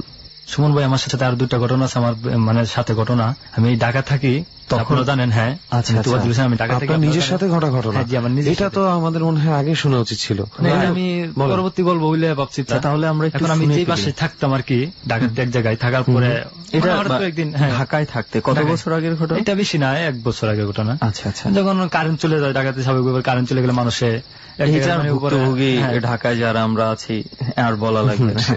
পরবর্তীতে কারেন্ট চলে যাওয়ার পরে গরমের কারণে আমি একটু উপরে উঠি আর কি, উপরে উঠার পরে মনে করেন উপরে আমাদের উঠে মানে আমার ফ্ল্যাটের উপরে উঠি আর কি, উপরে কাজ চলতেছে, বিল্ডিং এ কাজ চলতেছিল, মানে কিরকম মানে যে কোনো যে কাজ চলে মানে উপরে ছাদ দিবে আর কি, আরেকটা ছাদ বানাবে, ফ্লোর বাড়াচ্ছে যে মানে যেই বিল্ডিং এ সেই বিল্ডিংটা আরো উপরে বাড়াবে আর কি, বাড়াচ্ছে। ওকে, তখন বাড়ানোর পরে যে মানে ছাদ দেওয়ার কারণে কিন্তু যারা এইগুলা কাজ করবে কিন্তু বুঝে যে শাটারিং করে, যেটা স্বাভাবিক বলে শাটারিং বাস দেয়া। তখন আমি জায়গায় বসে অনেক মানে প্রথম বসে থাকার পরে হঠাৎ করে আমি লক্ষ্য করলাম যে আমার সাইডে বাসের চিপার মধ্যে কে যেন দাঁড়ায় আছে। কয়টা বাজে রাত? এই সময় রাতে 1টা 1টা মতো বাজে, এবং ওটা হচ্ছিল প্রায় আপনার কথা অনুযায়ী 2-3 তলা বিল্ডিং। হ্যাঁ 2-3 তলা বিল্ডিং, এবং নিচে নিশ্চয়ই তালা দেয়া থাকে। হ্যাঁ নিচে তালা দেওয়া থাকে, গেটে সিকিউরিটি থাকে। কিন্তু পরবর্তী যখন আমি উপরে উঠছি, উপরে মানে দেখলাম কে যেন দাঁড়ায় আছে, কতক্ষণ আমি লক্ষ্য করলাম, লক্ষ্য করার পরে মানে 1 পাশ ধরে দাঁড়িয়েছে, আমি লোকটা খেয়াল করতে পারি না। আর কি থাকবে এত রাতে, তো কেউ থাকার কথা না এই বাসের চিপার মধ্যে। তখন থাকার পরে আমি আরেকবার হঠাৎ করে ভালোভাবে তাকাইছি, দেন লোকটা নাই, উদয় গেছে। আমি মানে কতক্ষণের মধ্যে এটা প্রায় 1-1.5 মিনিট আমি দেখলাম এইভাবে, দেখার পরে হঠাৎ করে আবার 1-1.5 মিনিট পরে একটু ভালো ছিল। আর মহিলা? এটা পুরুষ ছিল, একটা শার্ট আর একটা লুঙ্গি পরা অবস্থা আছে, চেহারা না, এক পাশে দাঁড়ায় আছে। না না, এমন হতে পারে না যে আপনি হয়তো সে সিঁড়ি দিয়ে নেমে গেছে? না না, আমি সিঁড়ির পাশে দাঁড়ায় আছি, সিঁড়ি দিয়ে মানে এই দিক দিয়ে যাওয়ার জন্য যে আপনি যেখানে দাঁড়ান আছে আপনার পাস করে যেতে, আমার পাস করে যেতে হবে। কিন্তু হঠাৎ করে আমি যখন ভালোভাবে তাকিয়েছি, দিন নাই। আপনি কি খুঁজেছেন যে কোথাও লুকিয়ে তখন গেছে কি আর কিনা খোঁজা বা যায়? তো চোর? মানে এত রাত্রে এটার পরে আমি কই খুঁজবো? আর একা তো আর আমাদের সম্ভব না, কারণ এটা চিন্তা করে আমি আর পরে করি নাই। চোর টোরও তো হতে পারতাম। না, চোর হইলে তো হঠাৎ করে উদা হয়ে গেল, এটা তো চোর হইলে তো হঠাৎ করে এই জায়গায় যে তাকাইছে তাকানোর পর নাই। হ্যাঁ, কারণ চোর হলে কিন্তু চোর ওনাকে হলে দেখিয়ে দৌড় পালা দিলে, যাওয়ার দৌড় দিলে কথা। কিন্তু আর এই Right. পাশের ও, চেয়ারে কিন্তু আপনি দৌড় দেওয়া দেখেছেন যায় না। যে 1-1.5 মিনিট তখন দাঁড়ায় ছিল। ছিল, সে কন্টিনিউয়াস এখানে পাশের দাঁড়িয়েছিল। চেয়ারে কিন্তু দৌড় দেওয়া যায় না, যারা এই কাজগুলো করে ওরা জানে পাশের মধ্যে আবার রড দিয়ে কিন্তু সুদা করে টানা দেয়। ওকে, আমি একটু সিনারিটা যদি বলি যে ওই মানে ছাদটা যখন ঢালাই করে ছাদের ওই নিচে মানে প্রচুর বাঁশ দিয়ে অনেক আটকানো বাঁশ থাকে। টাশ দিয়ে যাতে ইয়ে করা যাতে থাকে। ভাঙে না পড়ে। ওগুলোতে তো নর্মালি এমনিতেই হাঁটা মুশকিল হয়ে যায় ওগুলোর ভেতর দিয়ে। Right. তখন এরকম লোকটা হঠাৎ করে নাই, তখন আমি একটু ভয় পেয়ে তখন আমি আর করি না, তখন নিচে আসে ঠিক মানে আমি আবার বাসায় চলে যাই, আমার রুমে চলে গেল, তখন শুয়ে পড়ি। পরে আরেকদিন আরেকটা ঘটনা এভাবেই গেছি, উপরে গেছি, যাওয়ার পরে ফোনে কথা বলতেছি। আচ্ছা, ওই রাতের বেলায়? হ্যাঁ, রাতের বেলায় ওই ছাদেই? ওই যে ওই জায়গাতেই। তখন এই জায়গায় কাজ শেষ, উপরে আরেকটা কথা আছে, তখন আমি এই জায়গায় দাঁড়ায় আছি যে ঘটনা বুঝছিল। পরে চেয়ার আমি তো বসে আছি, উপরে একটা চেয়ার নিয়ে বসে আসলাম, বসে যখন কথা বলতেছি হঠাৎ করে দেখি যেন আমার পাশে কি জানি বসে আছে, ছায়ের মতো দেখা যায়। আমার হাত বাড়িলে ওনারা ধরতে পারবো, আমি যত আপনার চেয়ারের আন্দাজ পাশে? করতে পারি। এত হ্যাঁ, পাশে? এত পাশে, হাত বাড়াইলে ধরতে পারবো। তো হঠাৎ আমি কিন্তু কথা বললাম, আমি হঠাৎ করে এরকম বুঝলাম, কিন্তু কথা বলা অফ করে যখন আমি ওনার দিকে যখন চেষ্টা করলাম হাত বাড়ায় ধরার জন্য, কি ছায়ের মতো একজন লোক টুলের মধ্যে সুদা হয়ে বসে রয়েছে ওলার মধ্যে। ওই লোকটার মতন নাকি? না না, ওই লোকটার মতো না, এটা Totally আলাদা। ছায়ের মতো দেখা যায়। আপনার ওনার পাশে হেলান দিয়ে বসে আছে? আমার পাশেই একটা টুলের মধ্যে হেলান দিয়ে বসে রয়েছে সোজা ভাবে। আচ্ছা, তখন আমি চেষ্টা করলাম ধরার জন্য, কিন্তু ওনারা ধরতে পারতেছি না। কেন ধরতে পারতেছি না? কিন্তু আমার মুখ থেকে কোনো শব্দ বেরিতেছে না। আমি একটু চিল্লাইতেছি, তখন চিল্লাইতেছি কিন্তু কোনো শব্দ বেরিতেছে না। না বাড়িনি কারণে তো হঠাৎ করে একবার দিই লোকটা নাই, এই জায়গায় চেয়ার থেকে আপনার হোটেলের লোকটা নাই। তখন আমি আবার ভয় পেয়ে যাই, ভয় পাওয়ার পর থেকে আমি আর মানে উপরে আর এগুলো আর যাই। আপনি মানে কিছু ব্যাপার আমি বুঝতে পারলাম না। লোকটা আপনার পাশে বসেছিল, হ্যাঁ, পাশে মানে হাত কিন্তু আপনি দেখার সাথে সাথে আপনার আর মুখ দিয়ে কথা বেরোচ্ছিল, কথা বেরোচ্ছে না, এবং কি আমার গায়ে শক্তিও নেই, গায়ে শক্তিও নেই যে আপনি তাকে টাচ করবেন। টাচ করবো। এবং কিছুক্ষণের মধ্যে লোকটা নেই। এই 1-1.5 মিনিট 2 মিনিটের ভিতরে আবার লোকটা নেই। আচ্ছা, লোকটা যাওয়ার সাথে সাথেই কি আপনি আবার নর্মাল হয়ে গেছেন, কথা বলতে পারছেন, মুখ হ্যাঁ, করতে পরে আবার পারছেন? কথা বলতে আমি আবার ঠিকঠাক হয়ে গেছি আগের মতোই। এবং ওই যে লোকটা আপনি বাঁশঝাড়ের মাঝখানে, সরি বাঁশঝাড় না তো, ওই যে ঢালাইয়ের হ্যাঁ, ঢালাইয়ের বাঁশটার মাঝখানে সাথে দেখেছিলেন, তার সাথে এই লোকের কোনো মিল তার নেই? সাথে এই লোকের কোনো মিল নেই। তো হঠাৎ করে চলে যাওয়ার তো কোনো আমি প্রশ্ন মানে কোনো উত্তর পাইতেছি না। আমার যতটুকু মনে হচ্ছে আপনি যেখানে থাকতেন ওইখানে হ্যাঁ, কোনো ওই একটা ঘটনা মানে ওই আছে। বাসাটা আমি ওই যে বাসে যাওয়ার আগে আমি শুনছিলাম বাসার মধ্যে এরকম কোনো মানে ঘটনা খারাপ কোনো আছে। আচ্ছা, ওইখানে কি কাজ করা অবস্থায় মানে কোন শ্রমিক কখনো মারা গিয়েছিল বা এরকম? এরকম মানে হালকা পাতলা তো শ্রমিক আঘাত পাই, কিন্তু এরকম কোনো ঘটনা হয় না। এই শ্রমিক বড় ধরনের কোনো দুর্ঘটনা ঘটনা হয়। আচ্ছা। কিন্তু আমি যখন এই জায়গায় বাসার মধ্যে গেছি, আমার সাথে একজন যে থাকে উনি একদিন বলছিল যে বাসাটা আসলে ভালো না, বাসা ওই কি খারাপ কি আছে। আমি এত কিছু আর ইয়া করতাম না, এটা স্বাভাবিকভাবে খারাপ থাকতে পারে, সব জায়গায় আছে। যে আমরা যে জায়গায় ভাবি এই জায়গাতে আছে, অন্য জায়গাতে আছে, তাই আমি আর এত কিছু করিনি। কিন্তু ওই দিন আমার সাথে 2টা ঘটনা এভাবে ঘটার পরে আমি আর উপরে উঠি। সেকেন্ড যে ঘটনাটা শুনলাম, এইটা হচ্ছে আমার কাছে অনেক ভয়ঙ্কর একটা ঘটনা মনে হইতেছে। যে স্বাভাবিক পাশে বসে রয়েছে, ধরতে হাত বাড়াচ্ছে কিন্তু ধরতে পারতেছে না, মানে এটা কি হইতে পারে? এটার তো কোনো ধরনের কোনো মানে সলিউশনই আমার চেয়ারের মধ্যে বসে রয়েছে, দেখতেছি ছায়ার মতো কোনো মানুষ বোঝা যাচ্ছে না, ছায়া কিন্তু অবয়বটা দেখতে হ্যাঁ, পাচ্ছি। অবয়বটা দেখতে মানে একটা মানুষের ছায়া থাকলে যেরকম, কিন্তু একটা মানুষ যদি দাঁড়ায় থাকে তো উনার দাঁড়ায় থাকলে কিন্তু ছায়া কিন্তু সোজা থাকবে, বসে মানে একটা মানুষ স্বাভাবিকভাবে যে বসে থাকে এইভাবেই বসে রয়েছে, কিন্তু এটা মানুষ কনফার্ম কিছু একটা আছে। অফকোর্স কিছু হ্যাঁ, একটা যেহেতু আছে। আমি উঠার আগে কিন্তু একজন আমার বলছিল এই জায়গায় খারাপ কিছু আসছে, আমি এগুলো তো তারপরে কি আপনি ওই বাসা ছেড়ে দিয়েছেন? হ্যাঁ, তারপরে ওই বাসা ছেড়ে দিচ্ছি, এখন অন্য জায়গায় থাকি, বাসা ছেড়ে দিচ্ছি। আর কি করার আছে। যাই হোক, থ্যাংক ইউ তোফাজ্জল ভাই, আপনি আপনার অনেক অনেক পার্সোনাল কিছু ব্যাপার আমাদের সাথে শেয়ার করেছেন, এবং এখন যেহেতু ওই বাসাটা ছেড়ে দিয়েছেন তাহলে তো আর ভয়ের কিছু নেই। জি, ভয়ের কিছু নাই। ওকে, আপনাদেরকে থ্যাংক ইউ। যদি আরো যদি কোনো ঘটনা হয় আমার, তাহলে জানালে আমাকে। অফকোর্স, আপনি এখন ডর টিমেরই একটা পার্ট, যারা ডরে অংশগ্রহণ করে। তো ওকে তোফাজ্জল ভাই, অনেক ধন্যবাদ আপনার। আপনাদেরকে আরো একবার ধন্যবাদ দিলাম যে আরো কিছু ইন্টারেস্টিং ঘটনা যেখানে, এবং সবচেয়ে ইন্টারেস্টিং ঘটনা হচ্ছে এটা দোষ, যে উনি সবচেয়ে ইন্টারেস্টিং ঘটনাগুলো অনেক পরে বলেছে, জমিয়ে রেখেছিলেন, হ্যাঁ, জমিয়ে যে রেখেছিলাম। পরবর্তীতে বলা যায়। বলা আসলে যাচ্ছে, আমরা বলা আসলে যাচ্ছে, নিজের পারছিলাম সাথে না, ঘটনাটা পরেই বলবো। আমরা পারছিলাম না অপেক্ষা করতে। Right. তো যাই হোক, চলেন যে আরো যারা ঘটনা জমিয়ে রেখেছে এবার তাদের দিকে যাই, তাদের ঘটনা এক এক করে শুনি। জি, ওকে। ওকে বন্ধু, তোফাজ্জল ভাই তো জল শুকায় দিল বুকের ভিতরের, এরপরে কোথায় যাব বল? এরপর আমরা আবির ভাইয়ের কাছে চলে যাই। আবির ভাইয়ের পরিচয়টা তার আগে একটু জানতে হবে। আবির ভাই কি করছেন এখন, আপনি কে, আমাদেরকে একটু জানান।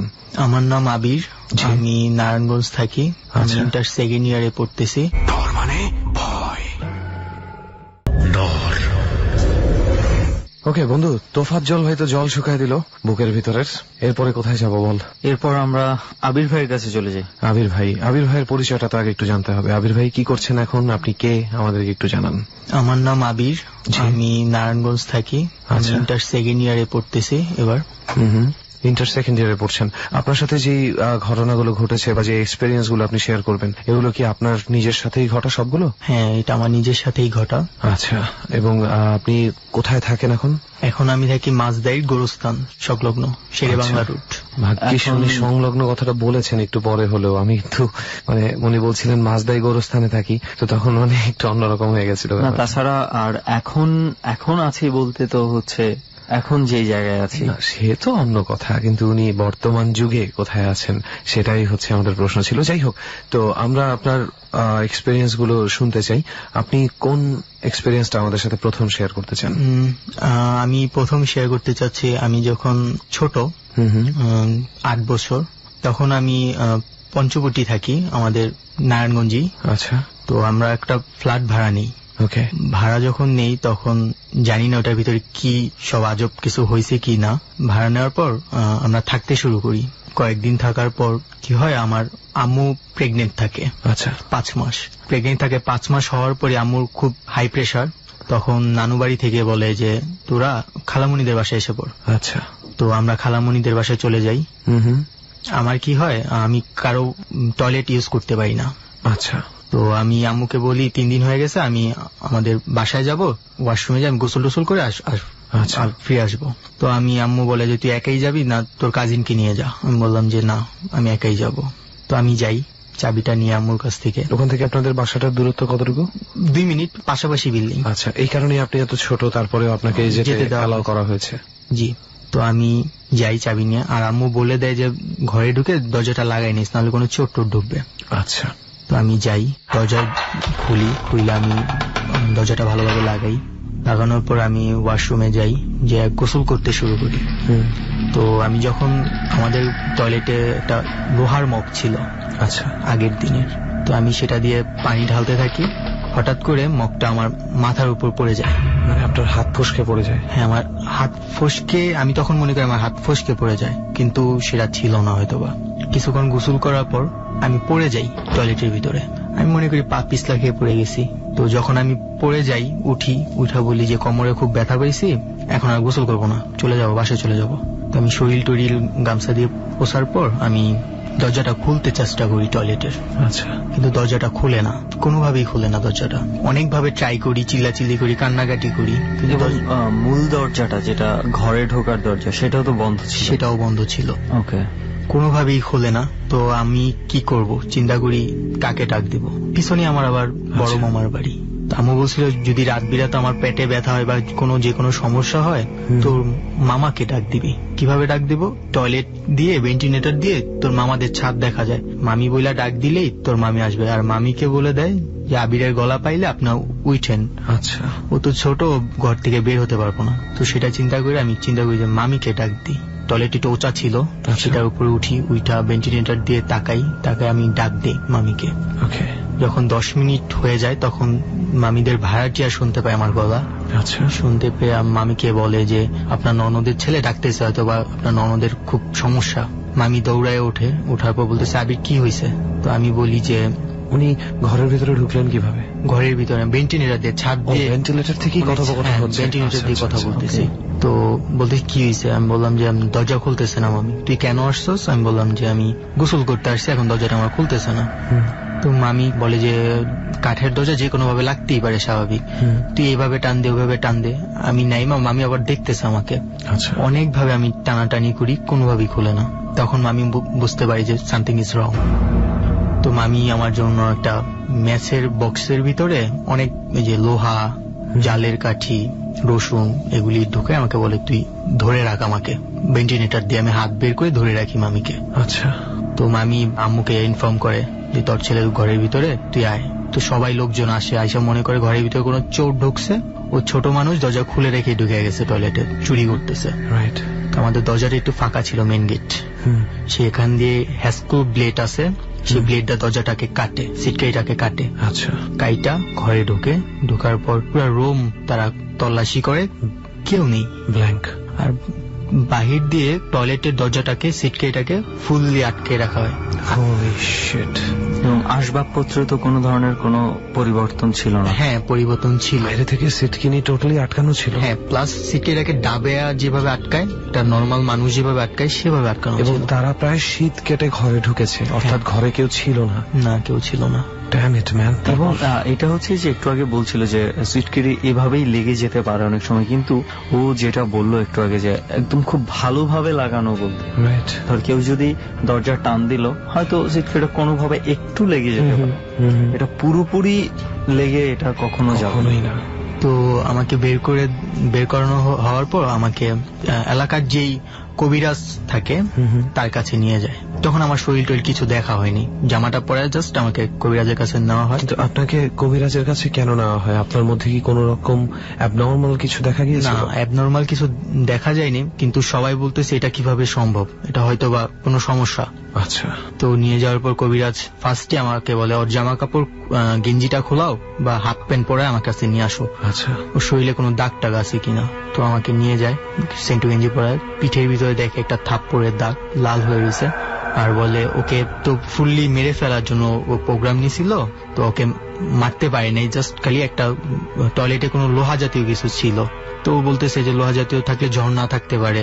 তো বললো যে না, ওর হাতে একটা মগ ছিল লোহার, সেজন্য ও ওইটা ছাড়ে নেই, সেজন্য ও বেঁচে গেছে। তার মানে আপনি যেটা বলছিলেন যে আপনি পড়ে গেছিলেন স্লিপ করে, এটা আসলে তাহলে অন্য কিছু ঘটনা? আমাকে আসার দেওয়া হয়েছিল, আপনাকে আঘাত করা হয়েছিল বিধায় আপনি পড়ে গিয়েছিলেন। হ্যাঁ।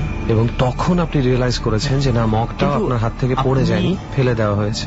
আপনি টের পাননি যে আপনার পিঠে হাতের ছাপ পাওয়া গেছে? কেউ যদি পিঠে হাত দিয়ে থাকে বা ধাক্কা দিয়ে থাকে আপনার তো একটু টের পাওয়ার কথা। আমি তখন টের পাই নাই। আমি যখন বাইরে বের হই বা ওইখান থেকে আসি, বাসায় আসি, তখন আমার প্রায় 7 দিনের মতো আমার জ্বর ছিল, শরীরে পিঠে ব্যথা ছিল। আমি পড়ে গেছি, তখন মনে করছি আমি কোমরে ব্যথা পাইছি, বাট তখন আমি কোমরে ওই ব্যথাটা পাই না, আমি থাপ্পড়ের ব্যথাটাই বুঝতে পেরেছি। আসলে ব্যাপারটা কি ছিল, তুই যে প্রশ্নটা করছিস সেটা পারফেক্টলি লজিক্যাল, যে তখন নি কেন বুঝতে পারেনি। বাট অনেক সময় কিন্তু আমাদের এরকম হয় যে মনে কর তুই অনেক দৌড়াদৌড়ির উপরে ছিলি, বাসায় ফিরে দেখছিস যে তোর হাতের কোনায় একটা কেটে আছে, কিন্তু উত্তেজনায় বা তখনকার অবস্থানে তুই এটা খেয়াল করিসনি। পরে আবার মনে করলে ঠিকই মনে পড়তে পারিস যে ওইখান থেকে ওইখানে যাওয়ার সময় একটা খোঁচা লেগেছিল, হয়তো এই কারণে কেটে গেছে। আবির ভাইয়ের সাথেও অনেকটা এরকম ভাবেই ঘটেছে ঘটনাটা। আমরা যখন ওই রুম থেকে আইসা পড়ি তখন কি হয়, প্রায় 10-12 দিন চলে যায়। কুরবানির ঈদ কিছুদিন আগে চলে গেছিল। তো কুরবানির মাংস ছিল ফ্রিজে অনেক। তো ভাড়াটিয়ারা বলতেছে, পাশের ফ্ল্যাটের ওরা বলতেছে যে তোমাদের ঘর থেকে পচা গন্ধ আসে, প্রচন্ড পচা গন্ধ। তো আমরা মামা 4-5 জন যাই। তো যায়া দেখি আমাদের ফ্রিজের ডিপ ফ্রিজের যে দরজাটা সেটা পুরো ফুললি খোলা, মাংস পচে গেছে। ফ্রিজে স্টোরাইজার থাকে, সেটার প্লাগ খোলানো, প্লাস স্টোরাইজারের প্লাগটা যে মেইন সুইচে থাকে সেটাও খোলানো। আর তারা কিছুদিন পর আমাদের আরো ফোন দেয়, আমরা ফ্রিজটা নিয়ে এসে পড়ি ঘর থেকে পচা গন্ধর কারণে। তারা বলে যে তোমাদের ঘর থেকে একটা আসে, আওয়াজ আসে। তো আমরা বললাম কিসের আওয়াজ? বলে কিছু একটা নুপুর হাঁটলে যেরকম একটা আওয়াজ, সেই আওয়াজ। আর যে শলার ঝাড়ু দিয়ে যে ঝাড়ু দিলে একটা কচকচ আওয়াজ হয়, সেই আওয়াজটা আসে প্রত্যেক দিন দুপুরে, সন্ধ্যা। মনে হচ্ছে কেউ যেন ঘর ঝাড়ু দিচ্ছে। আমরা ঘরে যেয়ে দেখি আমার যে ডেস্কটা পড়ার যে টেবিলটা, সেই টেবিলটা দেওয়ালে লাগানো ছিল, সেটা সামনে ঘুরানো, পুরা কেউ ঘুরায় রাখছে।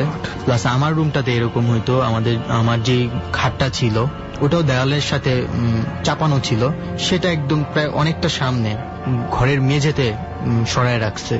আপনাদের মানে আমি কিছু বুঝতে পারছি না আসলে। We have to go to that place. ওই বাড়িটাতে এখন কি যাওয়ার কোনো উপায় আছে? এখন ভাড়াটিয়া থাকে আছে, তাদের কি কোনো রকম কোনো সমস্যা হচ্ছে? আমরা আসার পর প্রায় 2-3টা ফ্যামিলি একটু ঝামেলায় ছিল। কিছু আমরা যখন থাকি 7 বছর, কিছু লোক ভাড়া ছিল সেখানে, মানে আপনাদের আগে, আমাদের আগে। তারা তন্ত্র মন্ত্র টাইপের যে কাজগুলি ছিল, ব্ল্যাক ম্যাজিক, তাই সেই কাজগুলি করত, ওখানে চর্চা করত। পরে আমরা খবরটা পাই। সেখান থেকেই আসলে হয়তো বা এই রুমের মধ্যে কোনো ধরনের কোনো কিছুর প্রভাব রয়ে গেছে। আমি এটা অনেক অনেক মানুষকে বলি যে ব্ল্যাক ম্যাজিক ব্যাপারটা খুব বেশি ডেঞ্জারাস। ব্ল্যাক ম্যাজিক যদি কেউ করতে চায় এটার চেয়ে বড় ক্ষতি আর কোনো কিছু নেই, বাট যদি কেউ করতে চায় প্রথমে সেই ব্ল্যাক ম্যাজিকটা যে অ্যাক্টিভেট করবে তাকে ডিঅ্যাক্টিভেট করার পন্থাটা আগে শিখে নিতে হবে। বেশিরভাগ ক্ষেত্রে যেটা হয় বুঝছিস দোষ, যে একটা অশুভ কিছুকে নিয়ে আসার পরে সেটাকে ফেরত পাঠানোর উপায়টা আর তারা জানে না। এবং সবচেয়ে বড় কথা হচ্ছে একটা অশুভ কিছুকে যখন আপনি আমন্ত্রণ জানাচ্ছেন এটাকে কিন্তু কন্ট্রোল করা এত ইজি বিষয় না। যাই হোক, মানে সেইটার প্রভাবই হয়তো বা এই বাসাটার মধ্যে হয়তো বা পড়ে থাকতে পারে। কিন্তু আপনি যেটা বলছিলেন যে আপনার যখন আপনারা ছিলেন না বাসায়, আপনার আসবাবপত্র বিশেষ করে আপনার ডেস্কটা জায়গা থেকে সরে গিয়েছিল, এটা কি একবারই ঘটেছে নাকি কয়েকবার? এটা প্রায় 3 থেকে 4 বার আমার ডেস্কটা সরে যায়। সেম মানে একই ভাবে একই জায়গা থেকে সরে একই জায়গাতেই সরায় রাখে ডেস্কটা। এটা কি বলবো আমি, মানে হয়তোবা একবার ঘটে থাকলে এটা হয়তো নিজেই করেছে, মনে নেই, কোনো না কোনো ভাবে হতে পারে, কোনো না কোনো একটা লজিক দ্বারা করিয়ে দিলাম আর কিন্তু 2-3 বার একই ঘটনা একই জায়গা থেকে চলে আসা কিভাবে? It has to be some kind of a sign, যে সাইনটা দিয়ে আর কিছু না হোক এতটুকু বোঝানো হচ্ছে যে আই এম হিয়ার, আমি আছি। বিশেষ করে যখন কেউ বাসাটাতে থাকে না তখন তাদের অ্যাক্টিভিটিস গুলো খুব ভালোভাবে চলতে থাকে। এবং আপনাদের মানে প্রতিবেশীরা যারা, এটা কি যে কোনো একটি পরিবার নাকি আপনাদের প্রতিবেশীর মধ্যে অনেকেই বলেছে যে এরকম শব্দ পাওয়া যায়? আমাদের যে পাশের ফ্ল্যাটে যে প্রতিবেশী থাকে সে অলওয়েজ আমাদের জানাইতো। আর আমাদের রুমটার পাশেই মানে একটা দরজা ছিল, মানে বাড়িওয়ালারা থাকতো তো অ্যাটাচ ছিল, কিন্তু ভাড়া দেওয়ার কারণে একটা ফ্ল্যাটে দুইটা করে দেয়। একটা মাঝের দরজাটা দিয়ে তার আওয়াজগুলি পায় এবং সেই জন্য ওই দরজা দিয়ে তাদের পক্ষেই আওয়াজটা পাওয়া খুব ইজি ছিল এবং খুব সহজেই আওয়াজটা তারা পাবে। মানে কি বলবো, ফিউরিয়াস ম্যান, ফিউরিয়াস এক্সপেরিয়েন্স। ওকে, আর কোনো ঘটনা কি আছে? হ্যাঁ, আমার সাথে আরেকটা ঘটনা ঘটে। সেটা হলো আমরা যে নতুন বাসাতে এসে পড়ি, আমাদের ওই এলাকাটা ছেড়ে এসে পড়ি ভয়ে। তো সেটা আমার সাথে রিসেন্টলি 8 মাস আগে ঘটে। মাত্র 8 মাস আগে? হ্যাঁ, 8 মাস আগে ঘটে। সেটা হলো আমি যখন রুমে থাকতেছি, আমারই একটা কাছের লোক, একই ফ্ল্যাটে থাকি, সেম এজের, ওর সাথে খুব মজা করি। আচ্ছা। তো ও সুইসাইড করে, হঠাৎ সুইসাইড করে। তো সুইসাইড করে। সেই ছেলেটার বয়স কত? সেই ছেলেটার বয়স 18-19। আচ্ছা, মানে আপনারই এজের ছিল? আমার দুজনকে বন্ধু ছিলেন? ফ্রেন্ডলি ছিলাম আমরা। আর্জেন্টিনার পতাকা লাগাইছি বিল্ডিং এ একসাথে, খুব মজা করছি। আচ্ছা। কিছুদিন পরেই সেই করে কি ফাঁসি দেয়। কেন? সে ফাঁসি দেয় একটা মেয়ের সাথে তার রিলেশন ছিল। ওকে। তো সেটা ব্রেকআপ হয়ে যাওয়ার কারণে সে সুইসাইড করে। আমরা থাকি 5 তলায়, ওরা 2 তলায় থাকে। সেই 2 তলায় রুমে ফাঁসি দেয়। ওই বিল্ডিং এ আমরা 5 তলা থেকে ওই 2 তলা দিয়ে আমাদের সিঁড়ি দিয়ে উঠতে হয়। আচ্ছা। ওই সিঁড়িটা যখন আমি উঠি তখন আমার ফিল হয় কি, আমি যখন স্কুল থেকে স্কুল ব্যাগ কাঁধে নিয়ে যখন উঠি তখন যেরকম আমার শরীরটা ভার লাগে, ওই সিঁড়িতে উঠলে আমার ওরকম শরীরটা পুরো ভার লাগতো। আর যখন ওই 2 তলাটা পার হয়ে যেতাম আবার নর্মাল, ফুললি নর্মাল হয়ে যায়। তো এরকম কয়েকদিন চলতে থাকে। আম্মু সুরা টুরা পড়ায় উঠায়, আম্মুর প্লাস আমার এরকম হইতেছে। ও আচ্ছা, আপনার আম্মুরও সেম এই ওজনটা ফিল হতো? সেজন্য আম্মু আমাকে একসাথে নিয়ে হতো। প্লাস 3 তলার উপরে যে কয়টা ভাড়াটিয়া থাকতো তাদের সবার এরকম হইতো। আমরাও উঠতেছি নামতেছি। তো বাসায় যখন থাকতেছি, আমরা আম্মু শুয়ে থাকে, আমি আমার রুমে শুয়ে থাকি, আমার বাবা বাইরে। আচ্ছা। হঠাৎ দেখি কিছু আওয়াজ, অদ্ভুত কিছু আওয়াজ পাই আমি। ওকে। আম্মু প্লাস আমি।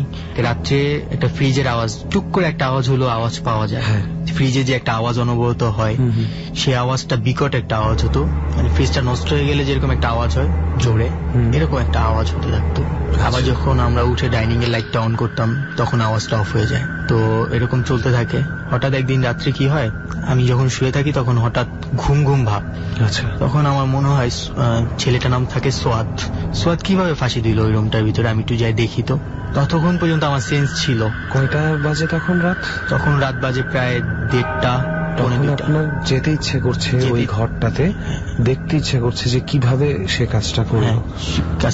ওকে, ভেরি কিউরিয়াস দেন। তো আমি কি করি, উঠি বিছনা থেকে, উঠে দরজার সামনে যাই, চিন্তা করি ওই রুমে তো আর যাওয়া যাবে না, আমাদের রুমে আমি দেখি। তো যখন আমি আমার রুমটা ডাইনিং এ গেলাম, যাওয়ার পর আমি সেন্স ছিল কিনা জানি না, আমি ডাইনিং থেকে, আম্মু বললো যে আমি ডাইনিং থেকে চেয়ার টান দিয়ে আমি ডাইনিং এর ফ্যানটাকে আমি ছোট বোনের ওড়না বান্ধি, ও মাই গড, গিট দিয়ে আমি দেখতেছি, তাকাই রয়েছি। এর ভিতরে আপনি নিজেই করছেন? আমারটা আমি নিজেই করতেছি। তো তখন কি হয়, চেয়ারটা আমি ডাইনিং থেকে টান দেওয়ার কারণে যে একটা আওয়াজ হয়, সে আওয়াজে আম্মু উঠে যায়। কারণ বাবা বাইরে থাকে, আম্মু যে কোনো আওয়াজ পেলেই উঠে যায়। তো উঠে কি করে আমার রুমে যে দেখে আমি নাই বিছানায়, তো ডাইনিং এ যায়। ডাইনিং এ যাওয়ার পর দেখে যে আমি চেয়ারের উপরে আমি এটা গিট দিয়ে ফেলছি। এখন আমি তাকাই রয়েছি, আমার গলায় দিব কিনা ভাবতেছি। আম্মু বলল, আম্মু যখন আম্মু চিল্লান দিয়ে কান্না করে আমাকে টাচ করে, তখন আমি ফিল করি আমি কি করতেছি, আমি এরকম কেন করতে। তখন আপনি সদ্বিদ ফিরে পেলেন? হ্যাঁ, আমি ফিরে পাই। তখন আমি ভয়ে চেয়ার থেকে নেমে যাই, আম্মু কি হয়েছে, আমি এরকম করতেছি কেন। তো আম্মু আমাকে সাথে সাথে, এত রাতে তো বাইরে বের হওয়া যাবে না, আম্মুর সাথে সাথে রুমে নিয়ে যায়।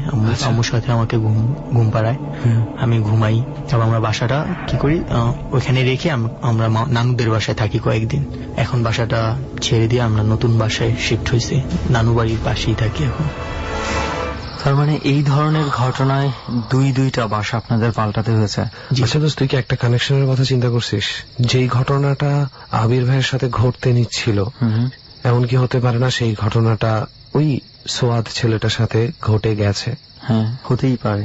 আসলে কি সে কোনো একটা মেয়ের কারণে আত্মহত্যার মতন একটা কাজ করেছিল, নাকি তাকে কেউ ঠিক ওনার মতোই সম্মোহিত হয়ে সে কাজটা করে ফেলেছিল? হয়তো সোয়াদ চেয়ারের শব্দ করেনি বলে কেউ টের পায়নি, হতে পারে এরকম কিছু একটা। বাট আবির ভাই, আপনি যেই ঘটনাগুলো বললেন, সত্যি সত্যি ভয়ের একটা দাগ কেটে গেল ভিতরে, অন্যরকম। আবির ভাইয়ের কি আর কোনো এক্সপিরিয়েন্স আছে যা আমাদের সাথে আপনি শেয়ার করতে চান? না, আমার আর কোনো এক্সপিরিয়েন্স নাই, এখন ভালোই আছি। ওয়েল, আপনার যে এক্সপিরিয়েন্স গুলো আছে, সত্যি আমরা হৃদয় থেকে চাই না আপনার আর কোনো এক্সপিরিয়েন্স হোক। থ্যাংক ইউ যতটুকু এক্সপিরিয়েন্স হয়েছে আমাদের সাথে শেয়ার করার জন্য। আচ্ছা ভাই, থ্যাংক ইউ। ওকে রেহান, চল তাহলে ওনার দিকে যাই, এবার ওনার স্টোরিটা শুনে। হ্যাঁ, আমাদের সাথে আছে সাদ্দাম ভাই, বাট শুধু নামই যথেষ্ট নয়, তাই সাদ্দাম ভাইকে বলবো, ভাই আপনার পরিচয়টা যদি একটু আপনি আমাদের দিতেন। জি, আমি খন্দকার সাদ্দাম হোসেন, আমি রাজবাড়ির বালিয়াকান্দি থেকে আসছি। আচ্ছা, আপনি কি করছেন এখন? আমি স্টুডেন্ট। জি।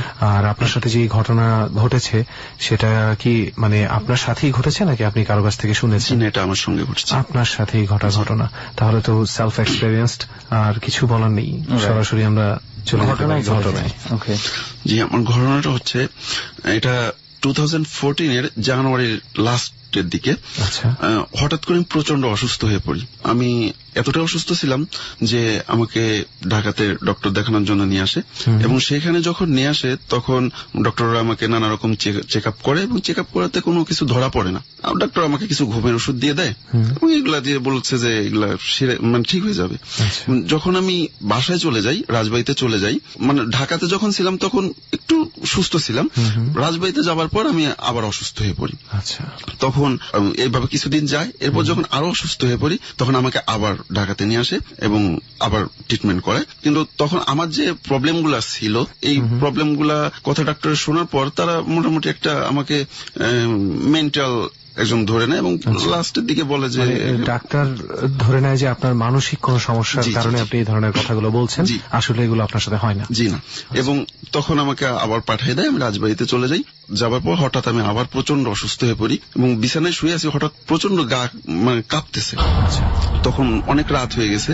তখন আম্মু বলল যে এখন আর কি করবো, মানে কান্নাকাটি করতেছে। তখন আব্বুকে বলল যে পাশের যে ইমাম সাহেব আছে মসজিদে, ওনাকে ডাকু। তা আব্বু যখন ওনাকে ডেকে নিয়ে আসলো, তা আমার যে এর মাঝে হুজুর যে ডাকার আগে যে আমার কি যে হয়েছে আমি কিছু বলতে পারবো না। যাই হোক, আমার 5 মিনিটের আগের কথা আমি ভুলে যাই, এরকম হয়েছে, মাথায় এরকম একটা সমস্যা হয়েছে। তো এরপর হুজুর আসে, আমার শুধু এতটুকু সেন্স আছে যে কেউ আমাকে ধরে পাশের একটা রুমে নিয়ে আসছে, এবং আমাকে হুজুর আসলো।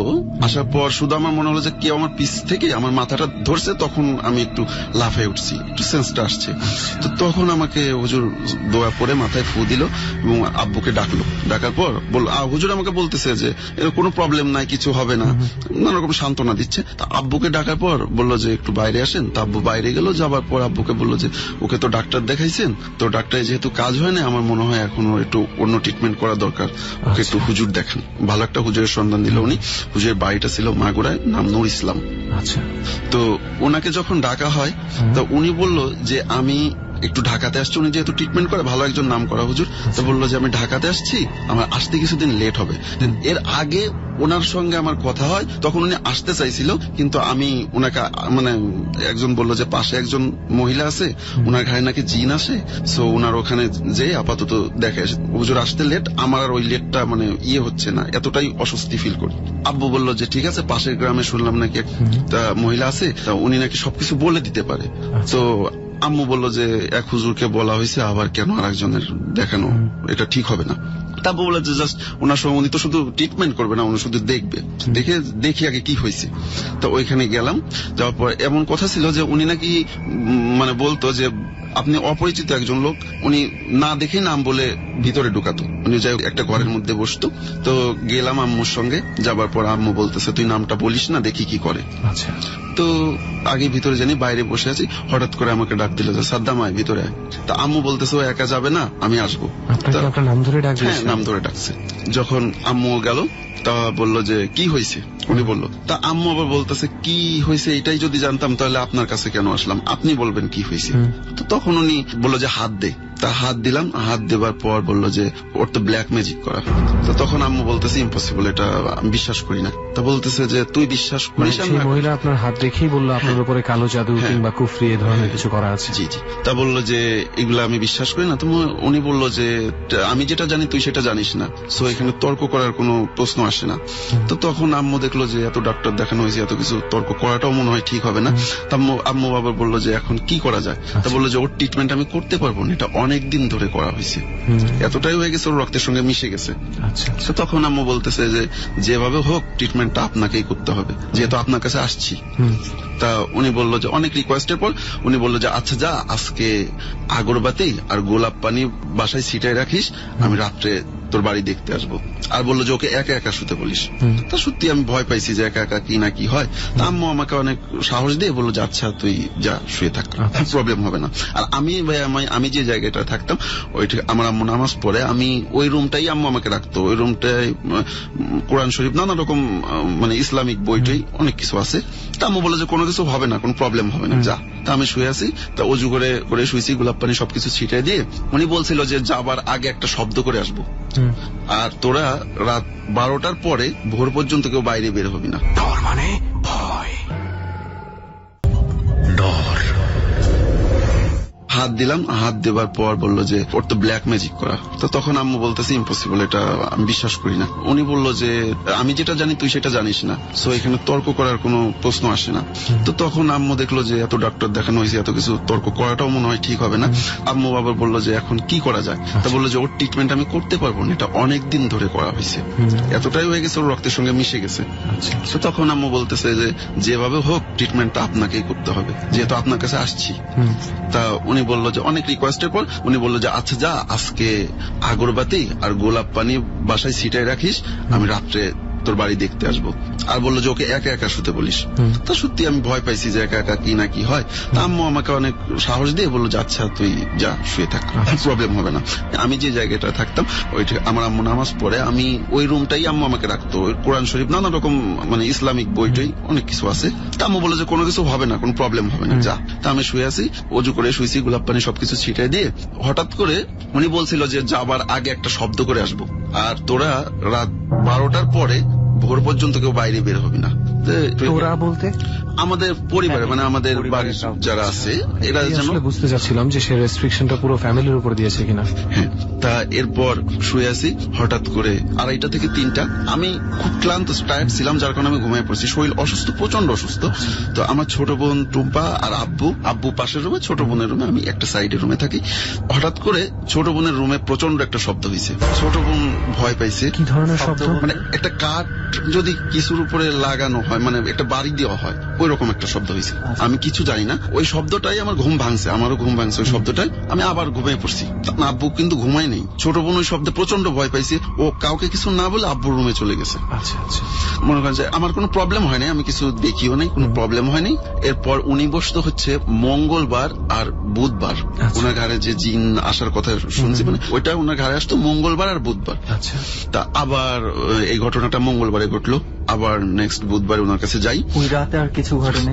জি না, ওই রাত আর কিছু ঘটে না। আপনারা বাসার কেউ খুঁজে বের করার চেষ্টা করেননি যে শব্দটা কোথা থেকে হলো? যেহেতু উনি বলছে যে ধরেই নিয়েছে একটা যে- ধরে নিয়েছে যে এটা হবে। পরে ওই মহিলার কাছে যাই, মহিলা বলল যে কিছু টের পাইছিস? গেছিলাম, কিছু টের পাইছিস? তা তখন বললাম যে হ্যাঁ কিছু আসছিলেন যে এটা টের পাইছি। উনি আগেই বলে দিল যে একটা শব্দ করে গেছিলাম। তখন তো আর মানে অবিশ্বাসের কোনো প্রশ্নই আসে না। তো এরপর তখন কে যে ব্ল্যাক ম্যাজিকটা করছে এটা জানার জন্য ওনার কাছে অনেক রিকোয়েস্ট করা হয়েছে, দেন উনি বলতে রাজি না। আম্মু বললো যে আপনি এত কিছু করছেন কেন আপনি বলবেন না, আপনাকে বলতে হবে। তা বললো যে ঠিক আছে আমি এখন বলবো না, আমি যখন চলে যাব তখন যে মহিলার কাছে আসে আমি ওনাকে বলে দিয়ে যাব, তোমরা ওর কাছ থেকে শুনো।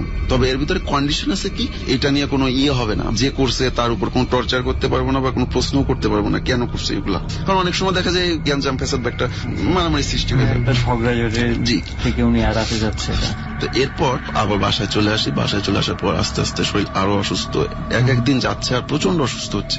তো এরপর যখন আবার নেক্সট মঙ্গলবার ওনার ঘাড়ে আসলো তখন বললাম যে এই ঘটনা কিছু তো হচ্ছে না। তা বললো যে ঠিক আছে সামনের শুক্রবারে তোর বাসায় যে ওষুধ আছে ওইটা উঠাতে যাবো, তোরা আজকেও গোলাপ পানি ছিটাই রাখিস। আর শোন ওর উপর আমি 21টা জিন ছেড়ে দিলাম এবং এই 21টা জিন অল টাইম ওকে ছায়ার মতো অনুসরণ করবে, মানে আপনার ট্রিটমেন্ট করার protection জন্য। দেবে? জি, প্রোটেকশন করে ট্রিটমেন্ট করার জন্য। তো অনেক সময় হয়তো বা অনেক কিছু দেখতে পারে, এটা নিয়ে ওকে কখনো কোনো ভয় পাইতে নিষেধ করিস। এইভাবে চলে যায়। চলে যাওয়ার পর হঠাৎ আমি একটা শরীর প্রচন্ড অসুস্থ, দুপুরের দিকে শুয়ে আছি, জাস্ট 2 মিনিটের আমার একটা নিদ্রা নিদ্রা ভাব আসছে। আম্মু আবার একটা কাজ করতো কি যে এটার আগে থেকেও নামাজ পড়ে আমার মাথায় অল টাইম ফু দিত। আমি শুয়ে আছি, হঠাৎ 2 মিনিটের মধ্যে আমার ওর মাঝেই আমি স্বপ্নটা দেখলাম, মোট 2 জন লোক, একজন আগে এসে আমার কাছে আসতে যাচ্ছে, তা আম্মু তাকে যেতে নিষেধ করলো। তো পরবর্তীতে আম্মু আসলো আমার কাছে, আম্মু এসে আমার মাথায় হাত বুলাই দিয়ে ফু দিল এবং এর মাঝেই আমি দেখলাম যে আমি শুয়েছিলাম এক পাশে কাত হয়ে, অন্য পাশে ঘুরে গেছি এবং আমি কিন্তু স্বপ্নটার মাঝেও দেখছি যে আম্মু আমার মাথাটায় হাত দিয়ে মাথাটা ঘুরাই দিছে।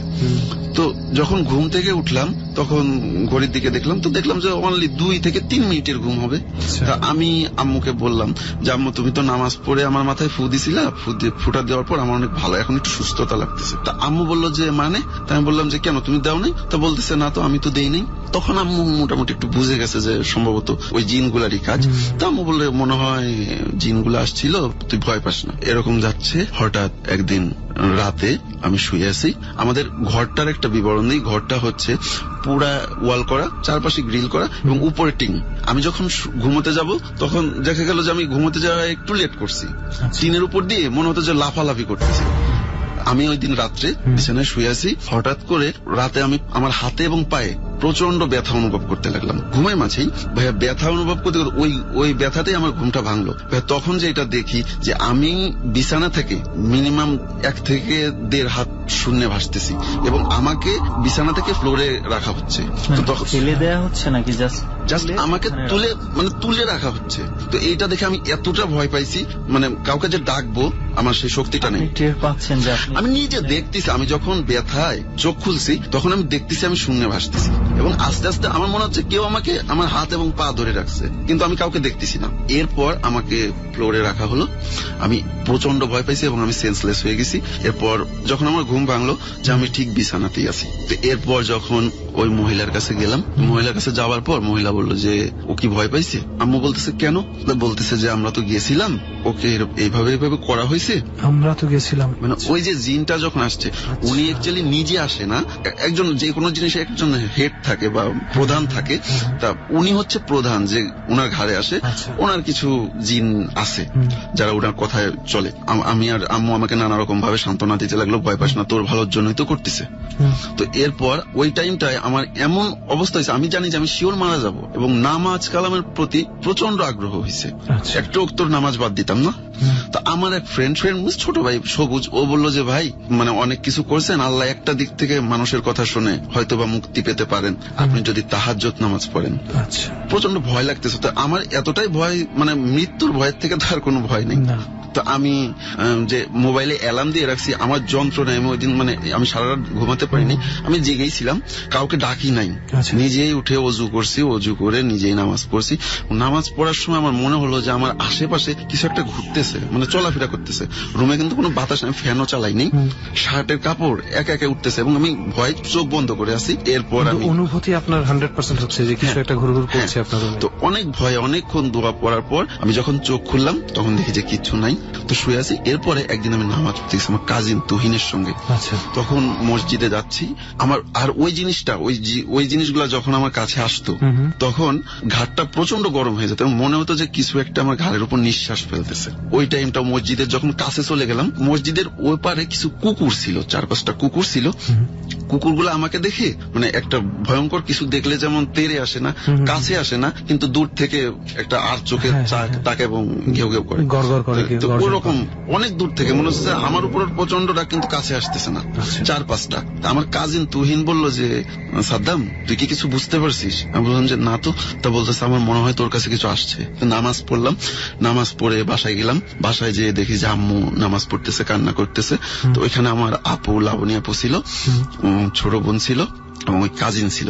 আম্মুর কাছে আমি যাই বলতেছি, আম্মু এই মহিলাকে দিয়ে তো কিছু হচ্ছে না, তুমি একটা কাজ করো, ওই হুজুরকেই ডাকো। এমন টাইম আমার কাজিন ছিল অন্য পাশে, আম্মু ছিল নামাজের ঘরে। তা আম্মু বলতেছে দেখি কি করা যায়, এখন কি করবো, প্রচন্ড কান্না করতেছে আর বলতেছে। এর মাঝে আমার কাজিন হঠাৎ করে একটা চিৎকার দিছে, চিৎকার দিয়ে আর কোনো কথা বলতেছে না, শুধু বললো যে সাদ্দাম এদিকে আয়। মানে মুহূর্তের মধ্যে কিছু বুঝতে পারলাম না। তা আমি ও যে রুমের পাশে দাঁড়িয়েছিল ওই রুমে আসলাম। ও বলল, আমি এসেও কিছু দেখলাম যে কম্বল ছিল, শীতের দিন তো কম্বল ছিল, কম্বলটা পড়লো, আমি জাস্ট শুধু পড়া দেখছি।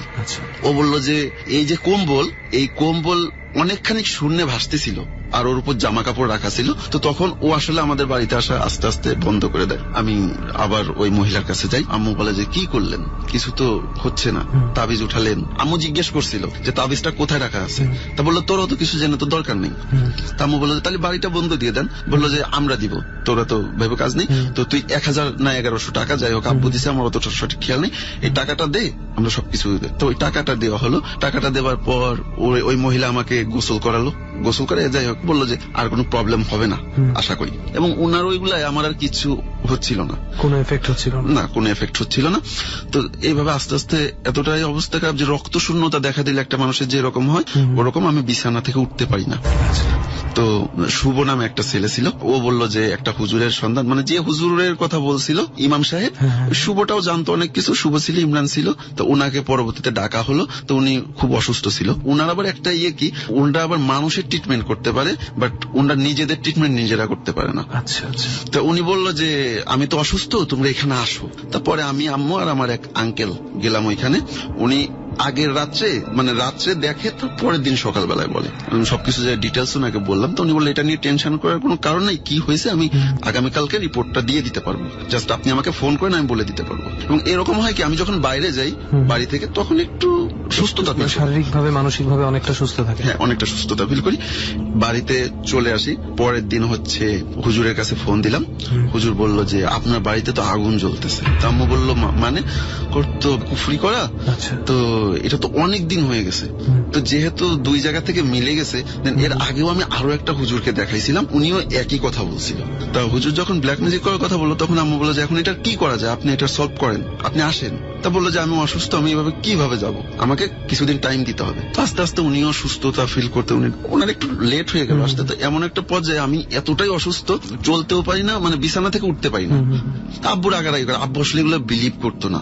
আমার নিজের মধ্যে একটা বিশ্বাস আসছে যে যেহেতু 3-4 জায়গা থেকে শুনছি, আমার নিজের বিশ্বাসে আসতেছে যে এটা মনে হয় অন্য কিছু করা, যেহেতু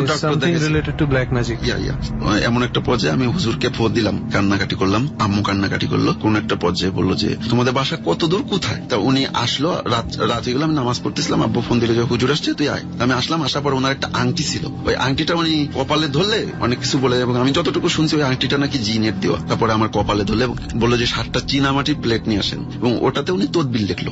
বললো এটা প্রত্যেকদিন সকালবেলা একটা করে পানিতে ভিজিয়ে খাবে, ওই যে তদবিরটা লেখা, ওই কালিটা উঠে যাবে, ওই পানিটা খেয়ে ফেলবে। তখন আমার রুমে ছিল হচ্ছে মামুন ছিল, উজ্জ্বল ছিল, সবুজ ছিল, বাড়িতে অনেক লোকজন ছিল এটার কথা শুনে। তা বললো যে প্রত্যেকটা লাইট অফ করে দেন, আর এই রুমে কেউ আসবেন না। তা আমার ওই ফ্রেন্ড গুলা, যে 4টা ফ্রেন্ড ছিল, ওরা খুব ইয়ে করতেছে, মানে ওরা দেখবে, ওরা বলতেছে সাদ্দাম তো আমাদের একদম কাছের ফ্রেন্ড, ওর কিছু হলে আমরা খুব ইয়ে হয়ে পড়ি। ওদের কথা শুনে হুজুর অনেক ভালো লাগছে, তো হুজুর বলে ঠিক আছে তাহলে তোমরা পাশের রুমে থাকো, শুধু তোমরা 4 জনই থাকবে আর কেউ না।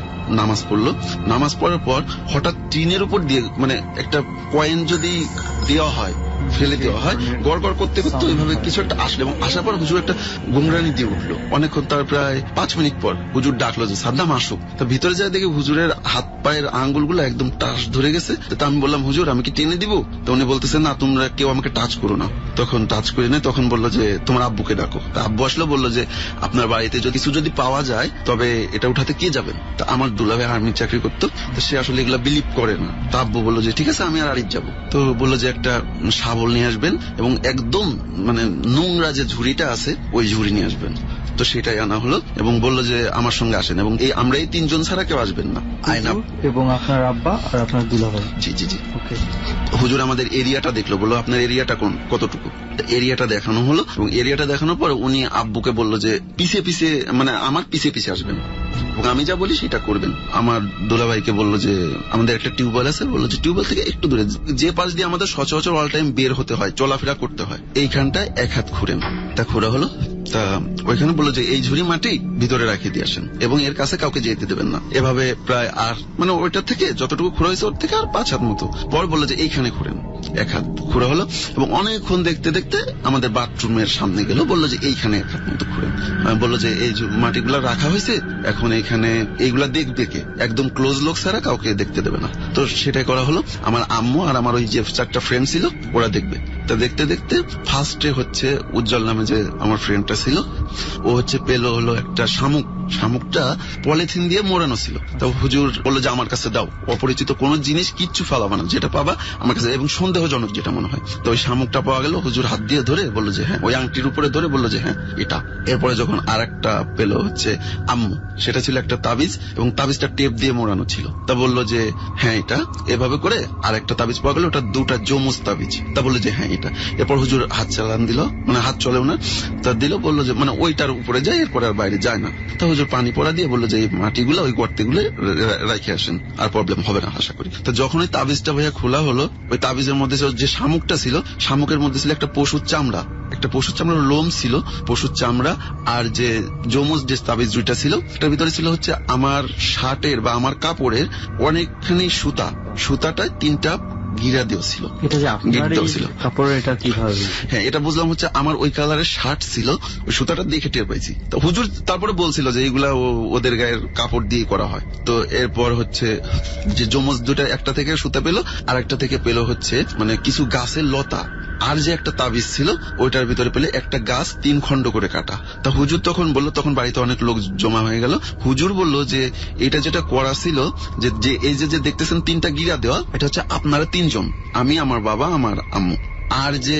গাছটা 3 খণ্ড করে কাটা এটাও আপনারা 3 জন। মানে এই গাছটা যদি শুকিয়ে মারা যায় তাহলে আমরাও মারা যাব, এই গাছটা শুকিয়ে গেলে আমরাও শুকিয়ে যাই, এই গাছটা যতদিন তরতাজা সতেজ থাকবে ততদিন আমরাও ওইভাবে থাকবো। তো হুজুর তখন ওইগুলা নিয়ে বললো যে আমি নিয়ে যাবো মাগুরায়, ওইখানে আমি নষ্ট করব। তা আমার আসলে বিলিভ হচ্ছিল না। তখন আমি হুজুরকে বললাম যে হুজুর না, আপনি এখান থেকে যা করার করেন। বললো যে নষ্ট করতে অনেক কিছু লাগে এবং অনেক কিছু লাগে, এগুলো তো আমি এখানে আনি নাই, তুমি আমার কাছে দিয়ে দাও, আমি নষ্ট করে দেবো। তো দিয়ে দিলাম। তো আমি হুজুর বলে যে এটা একটা প্যাকেটে করে দিয়ে দাও। তো প্যাকেটটা আমি বললাম হুজুর প্যাকেটটাকে পুড়িয়ে দিব। তো উনি বললো যে না খবরদার এই কাজ করো না, ওই যে গাছে যদি একটু আগুনের ছোঁয়া লাগে তাহলে তোমার শরীরে ফোসকা পড়ে যাবে। তো তখন দিয়ে দেওয়া হলো, হুজুর নিয়ে গেল। হুজুরের পর্ব এখানেই শেষ। ওই হুজুর যখন আমাকে ট্রিটমেন্ট করে তাবিজ টাবিজ নিয়ে গেল, আস্তে আস্তে আমি মানে অসুস্থ থাকি, বাট আগের মতো যন্ত্রণা নাই, অন্যরকম একটা অসুস্থতা বোধ করি, তবে অনেকটাই সুস্থ। সেটাই হচ্ছে বড় কথা, এত কিছু ধকলের পরেও আপনি সুস্থ রয়েছেন এবং সেটাই হচ্ছে অনেক বড় ব্যাপার। যাই হোক, অনেক ধন্যবাদ যে আপনি এত দূর থেকে আমাদের জার্নিতে যোগ দিয়ে এত দূরে এসে আপনার অভিজ্ঞতাটা আসলে ভাইয়া আমি আমার এখানে আসা যাদের অনুপ্রেরণা না পেলে হয়তো আমি আসতাম, আমি তাদের নামটা একটু বলতে চাই। ইমরান আছে, শুভ, মিরাজ, নীরব, এদের অনুপ্রেরণা আমি এখানে আপনাদের অনুষ্ঠানটা আসতে পারছি। ওকে, ডট চলছে এবং একের পর এক ঘটনা আমরা শুনতে পাচ্ছি এবং এক একটা একটা থেকে এক একটা ঘটনা একদম ভিন্ন রকম এবং একটু অন্য লেভেলের। তো যাই হোক, আর কথা না বলে আরো একজন আছে আমাদের সাথে, তার কাছে চলে যাই। বিল্লাল ভাই, রাইট? জি, ওকে। বিল্লাল ভাই হচ্ছে আমাদের আগে আরো একটা জার্নিতে উনি যোগ দিয়েছিলেন এর আগে, বেশ অনেক দিন আগে, এবং লোমহর্ষক কিছু ঘটনা তার কাছ থেকে আমরা জেনেছিলাম, এবং এমন আরো কিছু এক্সপিরিয়েন্স তার বলার মতো হয়েছে যেটা তিনি আবার ডরে শেয়ার করতে চেয়েছেন, এবং সেই জন্য আমরা তাকে আরো একবার আরেকটা জার্নিতে ইনভাইট করেছি। সো বিলাল ভাই, কেমন আছেন আপনি? জি, অনেকটা ভালো। ওকে বিলাল ভাই, আমরা শুনলাম যে আপনি তো এর আগে বলে গেছেন আমাদের সাথে একটা জার্নিতে ছিলেন, তো এর পরেও আরো কিছু ঘটনা আপনার ঘটেছে এবং আরো কিছু ঘটনা আপনি জেনেছেন যেগুলো আপনি সবার সাথে শেয়ার করতে চান। তো আমরা সেই ঘটনাগুলো শুরু করি। মানে শুরুতে আমরা কোন ঘটনা শুনবো? শুরুতে আমি আমার চাচার মৃত্যুর পর আবার আমার চাচি একই সিস্টেমে যে মৃত্যুটা হয়েছে।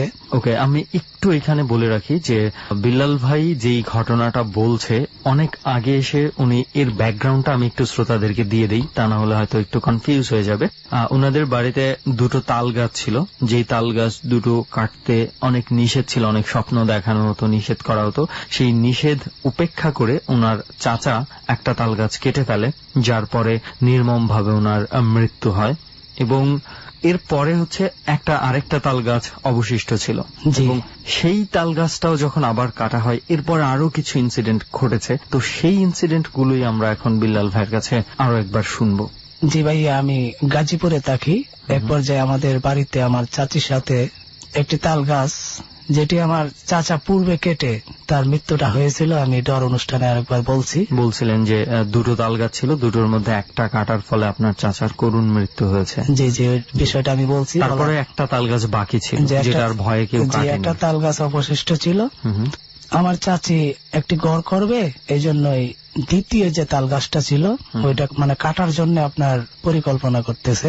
তখন উনি তো জানতো যে এই তাল গাছে ঝামেলা আছে, যে ওনার হাজবেন্ড একটা তাল গাছ কেটে মারা গেছে, কিন্তু উনি তাল গাছ কাটতে যাচ্ছেন। কিন্তু ইনি আর্থিক অবস্থা খুব একটা ভালো ছিল না, একটা ঘরের প্রয়োজন, যে কিছু কাঠের প্রয়োজন, টাকা পয়সা ছিল না, বিদায় হয়তো গাছটা কাটার জন্য পদক্ষেপ নিচ্ছে।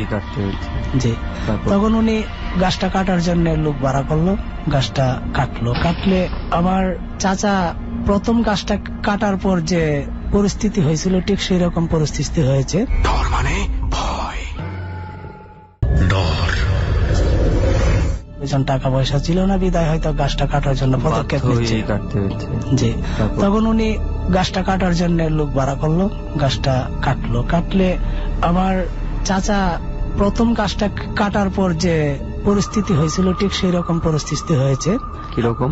গাছটা কাটার সময় যে ব্লাড মানে রক্ত যেভাবে টেপ টেপ করে পড়ে ঠিক সেভাবে কিছু অংশ থেকেও রক্ত বের হচ্ছিল, কিছু অংশ থেকে রক্ত আপনার পড়ছে, এবং এই গাছটা আবার কেটে অর্থাৎ খন্ড খন্ড করে তো রাখতে হয় পানির মধ্যে ভিজিয়ে, ওই সময় খন্ড খন্ড যখন করে তখন আপনার ওই ব্লাড কিছু পড়ছে। আচ্ছা, পড়ার পরে আমি যতটুকু জানতে পারলাম আমার আম্মুর কাছ থেকে, যে আমার আম্মু আমাকে বলছে ওই তাল গাছটা কাটার পর উনি ঘুমের ঘরে স্বপ্ন দেখতো, হঠাৎ করে চিৎকার দিয়ে উঠতো। যখন চিৎকার দিয়ে উঠতো তখন আমার আম্মা ওই ঘর থেকে বেরিয়ে তার ঘরে যেত, গিয়ে বলতো যে তোর কি হয়েছে। তখন সে বলতো যে ওই তাল গাছটা হয়তো কাটার কারণে আমাকে কে জানি দাবড়াচ্ছে বা আমাকে ভয় দেখাচ্ছে আর আমাকে ধরতে চাচ্ছে, বা আমার মধ্যে একটা বিশাল একটা আওয়াজ করতেছে, এমন কোনো কিছু একটা ওনাকে স্বপ্নে ঘুরে এসে ওনাকে ডিস্টার্ব করতেছে, ওনাকে ভয় দেখাচ্ছে। জি, ভয় দেখাচ্ছে। এই ভয়ে আতঙ্কে সে ঘুম থেকে চিল্লায় ওঠে। এটা কি এই তাল গাছটা কাটার পরপরই? জি জি, তাল গাছটা কাটার আগে কখনোই না এরকম হয় নাই, যখন তাল গাছটা কাটলো তখন থেকেই। আচ্ছা, তখন ওই তাল গাছটা কাটার পর আমার আম্মু বললো যে দেখ তোর স্বামী ওই তাল গাছটা কেটে তার পরিস্থিতিটা কিরকম হয়েছে আমরা এতটুকু ধারণা করতেছি, বাস প্লাস আমার হাজবেন্ডকে স্বপ্নেও দেখাইছে অনেক, প্লাস আমার ছেলেকে বাস্তবে অনেক সময় একটা লোকে বললো, এই কথাগুলা তোকে বলার পরেও তুই ওই তাল গাছটা কাটলে এটা তোর উচিত হয় নাই, দেখ আল্লাহ এখন কি করে। এর উপর ভিত্তি করে আমার আম্মু তাকে সান্ত্বনা দিয়ে তার রুমে চলে যায়। এটা কি প্রতি রাতেই ঘটতে থাকে? যে প্রতি রাতেই তাল গাছটা কাটার এক সপ্তাহের মধ্যে 7 দিনেই তার মধ্যে এরকম পরিস্থিতি হচ্ছে, এবং সে চিৎকার করে হচ্ছে আর সে একটা অসুস্থের দিকে মানে পতিত হচ্ছে।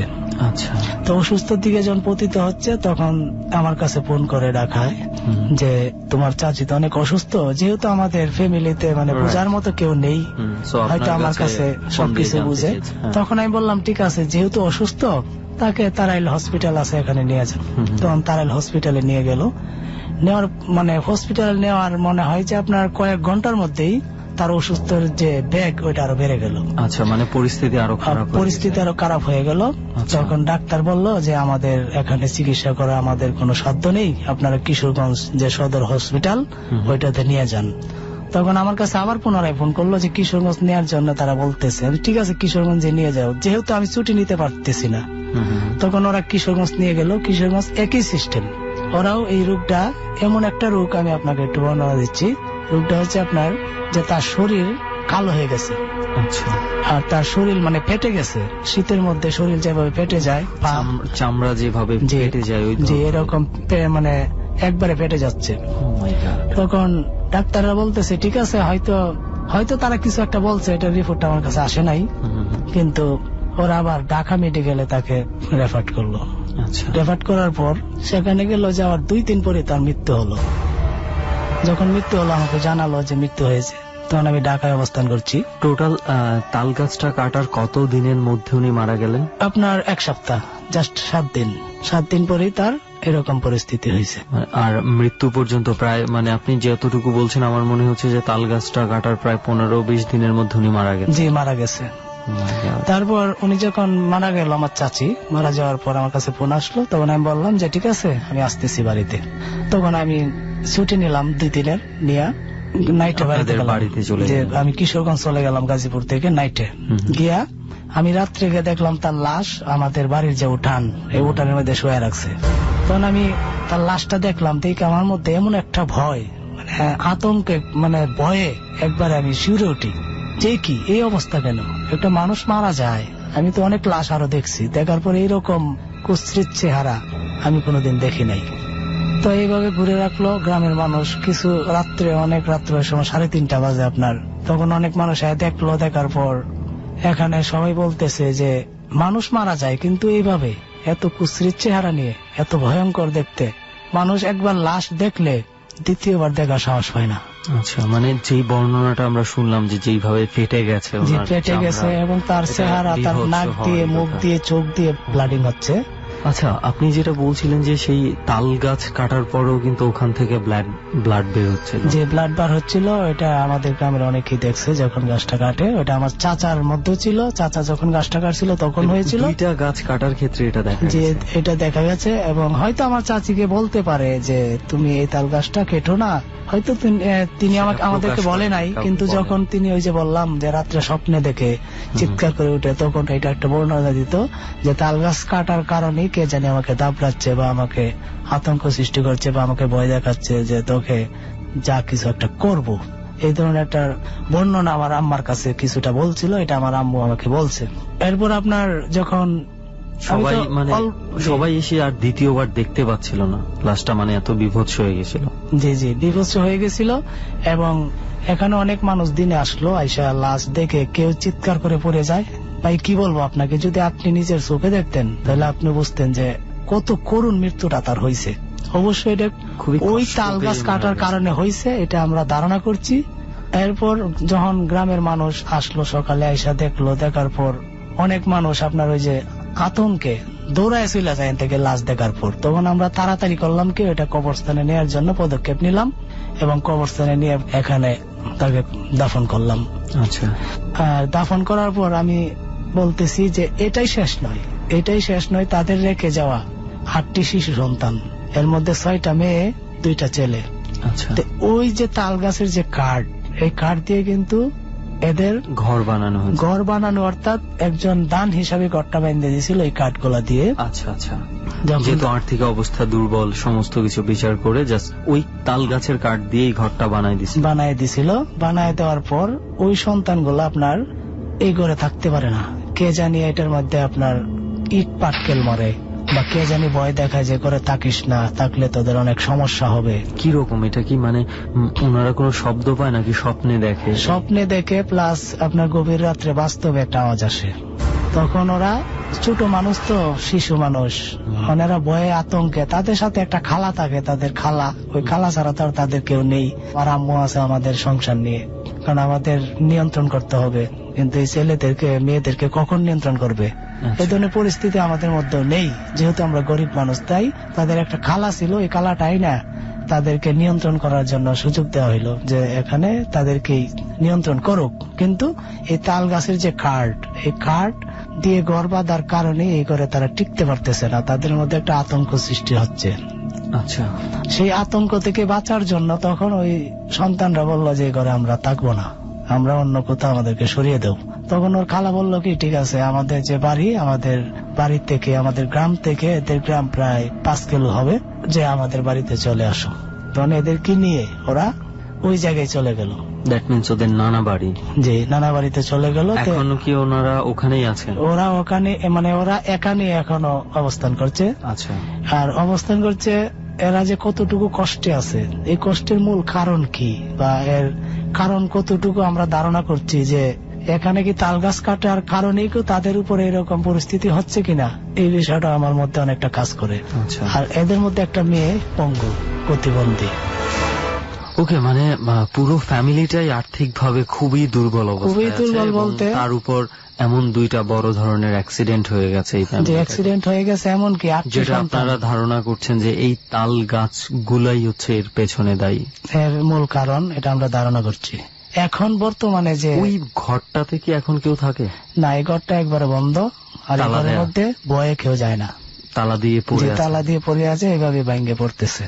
এটা একটা অনুদান, অন্য একজন এই ঘরটা বেঁধে দিয়েছিল। আচ্ছা আচ্ছা, মানে এখন ওইটা ফাঁকা থাকতে থাকতে মানে ঘরটা ভেঙে যাচ্ছে, জানালা, তারপরও কেউ এটা ঠিকও করছে না, এটার মধ্যে ভয়ে কেউ যাচ্ছেও না, এটা এইভাবেই পড়ে আছে। মানে কি বলবো, মানে চিন্তা করা যায়, মানে ভয় কি মাত্রায় ঢুকে গেছে যে ওই ঘরে কেউ পর্যন্ত মেরামত করারও সাহস পাচ্ছে না, আর এদের তো কেউ নেই, কারণ আমরাও তো অনেক আর্থিক অবস্থা খারাপ, হয়তো চাকরি করে সংসার টানতে অনেকটা কষ্ট হয়।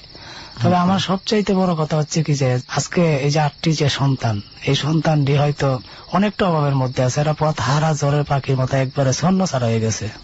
এক এক দিকে তারা থাকে, কিন্তু তাদের ভবিষ্যৎ প্রজন্মটা যে খুব একটা ভালো হবে, এই জিনিসটা আমার মধ্যে খুব একটা ভালো কি, যেটা আমরা শুনছি, যেটা বুঝতে পারছি যে খুবই একটা কঠিন সময় তাদের সামনে অপেক্ষা করছে। দেখা যাক, শুধু আমরা এতটুকু দোয়া করতে পারি যে তাদের সময়টা যেন অ্যাটলিস্ট ভালো হয়, কোনো না কোনো ভাবে যেন ওরা সহায়তা পেয়ে ওনারা যেন খুব ভালো থাকতে পারে, এটাই আমরা একটু দোয়া করতে পারি। জি, এখানে আবার ওর আব্বু যে চান মিয়া তাল গাছ কাটার কারণে যে মারা গেল বাস অ্যাক্সিডেন্টে, মারা যাওয়ার পর এখানে যে আর্থিক সাহায্য পাইছিল, ওই আর্থিক সাহায্যটা কিন্তু আবার ওই যে চিকিৎসা করতে, যে মেডিকেলে দৌড়াইতে সবকিছু শেষ হয়ে গেছে। ওকে, বুঝলাম যে আসলে পুরা ফ্যামিলিটা আসলে তছনছ হয়ে গেছে মাত্র এই 2টো তাল গাছের কারণেই, যেটা এতটুকু আমরা ধারণা করতেছি। ওকে, বিল্লাল ভাই, আর কোনো ঘটনা কি আছে আপনার? বলো। জি, আমার ঘটনা হচ্ছে যে আমি ডর অনুষ্ঠানে একবার প্রোগ্রাম করছিলাম, করার পর আমার মধ্যে এখন, মানে এর আগে যখন আরেকবার আপনি ডরের আরেকটা জার্নিতে ছিলেন, এর পরের ঘটনা? জি, পরের ঘটনাটা হচ্ছে যে এর হয়তো আমি ডিসেম্বরের সময় ডর অনুষ্ঠানটা করছিলাম, তখন এর 2 থেকে 3 মাস পর আমি একটি প্রাইভেট কোম্পানিতে জব করি। তো জব করে আমি রাত্রে 12টায় ছুটি হয়, তো ছুটি হলে আমি অফিসের কিছু কাজ টাজ করে আমি একা যাচ্ছি রাস্তা দিয়ে, হয়তো সিএমবি রাস্তা হবে, ওই রাস্তাটার পাশে একটা ব্রিজ, পুরনো একটা ব্রিজ, ওই ব্রিজের পাশে আমি যখন গেলাম, গিয়ে দেখলাম যে গাড়ি অন্য পাশ দিয়ে একটা রাস্তা আছে, ওই রাস্তাটা দিয়ে গাড়ি আসা যাওয়া করতেছে। এক পর্যায়ে আমি দেখলাম যে ওই ব্রিজের পাশে একটি কুৎসিত চেহারার বয়স্ক মহিলা বসে আছে। তো আমি ভাবলাম যে দিকে তখন আপনার 12:30। ওকে, ওখানে কি মানে মানুষজন আসা যাওয়া চলাচল খুব কোলাহল রাস্তাটা, না একদম ফাঁকা? একদম ফাঁকা, নীরব, নিস্তব্ধ। এখান দিয়ে মানুষ খুব একটা চলে না, কিন্তু ওর ওই পাশ দিয়ে গাড়ি ঘোড়া চলে, আর রাস্তা দিয়ে তো যাওয়া যায় না, হয়তো অ্যাক্সিডেন্টের ভয় থাকতে পারে, বিদায় আমি ওই জায়গা দিয়ে সবাই যেতে হয়। কিন্তু আগের যে শ্রমিকগুলা ছিল ওরা আগেই চলে গেছে, আমি তো অফিসের কাজ শেষ করে তারপরে হয়তো সময় আমার লেট হয়ে গেছে। তখন আমি ভাবলাম যে এখানে একটা মহিলা বসে আছে, তাহলে ওরে জিজ্ঞাসা করি যে আপনি কে, তখন আমি ভাবছি হয়তো যে কোনো পাগল। তখন আমি বললাম যে এত গভীর এত অন্ধকারে আপনি এখানে বসে আছেন, হ্যাঁ এখানে বসে আছেন। এই কথা বলতেই সে আমার দিকে তাকালো। তাকানোর পর আমি দেখলাম যে ওনার চোখ দিয়ে যে আলো পোকাস মারে না, অনেক সময় দেখেন যে কোন শিয়াল যদি রাত্রে হঠাৎ করে দেখি চোখ আপনার পোকাস দেয়, কেমন জল জল করে, জি জল জল করে, ঠিক এরকম ওনার চোখ দিয়ে এরকম আলো পোকাস দিচ্ছে। দেওয়ার পর আমি অনেকটা ভয় পাইলাম যে এরকম হচ্ছে কেন। তখন আমি দৌড় দিলাম, ভয়ে আমি দৌড় দিলাম। দেওয়ার পর আমি দেখলাম ওই মহিলা আমার সামনে দিয়ে দৌড়তেছে। মানে আপনি যারে দেখে ভয়ে পেছনে ফেলে দৌড় দিয়েছেন, জি তাকে দেখছেন যে সে আপনার সামনে দৌড়াচ্ছে? জি, আমার সামনের দিকে দৌড়াচ্ছে। যখন সামনের দিকে দৌড়াচ্ছে তখন আমার মনের মধ্যে আরো ভয়ে আতঙ্ক সৃষ্টি হইলো। যখন ভয়ে আমার আতঙ্ক সৃষ্টি হইলো তখন ঠিক এই সময় একটা লোক আপনার হুন্ডার দিয়ে আসছে, আইসা বলতেছে তুমি দৌড়াচ্ছ কেন। তখন কিন্তু আমার ওই যে ভয়ঙ্কর যে বয়স্ক মহিলাটার দিকে লক্ষ্য ছিল না, তখন লক্ষ্যটা আপনার ওই যে হুন্ডালার চেহারার দিকে পড়ে গেল। তখন আমি বললাম যে আমি তো ভয় পাইছি, কে জানি আমাকে দাবড়াচ্ছে। ঠিক আছে, তখন বললো যে না এটা কিছু না, হয়তো এই লোকটা এখানে কিছু একটা হয় গাজীপুরের জানা ছিল বিদায় সে আমাকে। উনি কোন মহিলাকে দেখতে পায় নাই? না, উনি মহিলাকে না কাউকে দেখতে পাই নাই। কিন্তু আমি যখন আবার ওনার কথা শেষ করে সামনের দিকে তাকালাম, তাকানোর পরে দেখলাম যে মহিলাটা নেই। যাই হোক, এই কথা ভেবে আমি যে বাসায় থাকি ওই বাসায় যাবার পথে একটা কালভার্ট আছে, ওই কালভার্টের পাশে আর একটা ছোট্ট ব্রিজ আছে। ওই ব্রিজটা মানে নেমে প্রায় 200 মিটার হবে এরকম আমার বাসা। ওই বাসায় যাবার পথে একটা মাঠ পড়ে, আর এখানে অনেকটা খালি জায়গা, সরকারি জায়গা, ওই জায়গাটা দিয়ে যেতে হয়। তো আমি যাবার পথে আমি দেখলাম যে কয়েকটা বিড়ালের মতো অনেক মানে বড় বড়। এই বিড়াল এত উঁচা উঁচা কেন, আমার চতুর্দিক থেকে মানে ঘেরা ধরছে।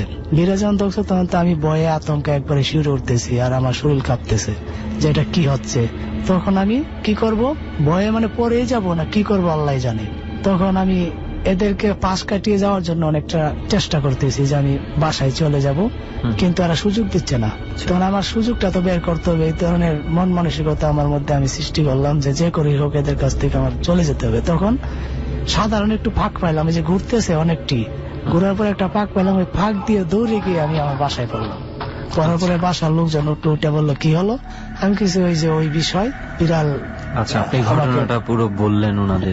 এদেরকে এভরিথিং সবকিছু বললাম। বলার পরে ওরা বলতেছে যে কালভারটা আসলে কিন্তু দূষিত, এখানে আরো অনেক ভয় টয় পাইছে মানুষে। এই ধরনের ঘটনা আমার হচ্ছে এই দিন রাত থেকে।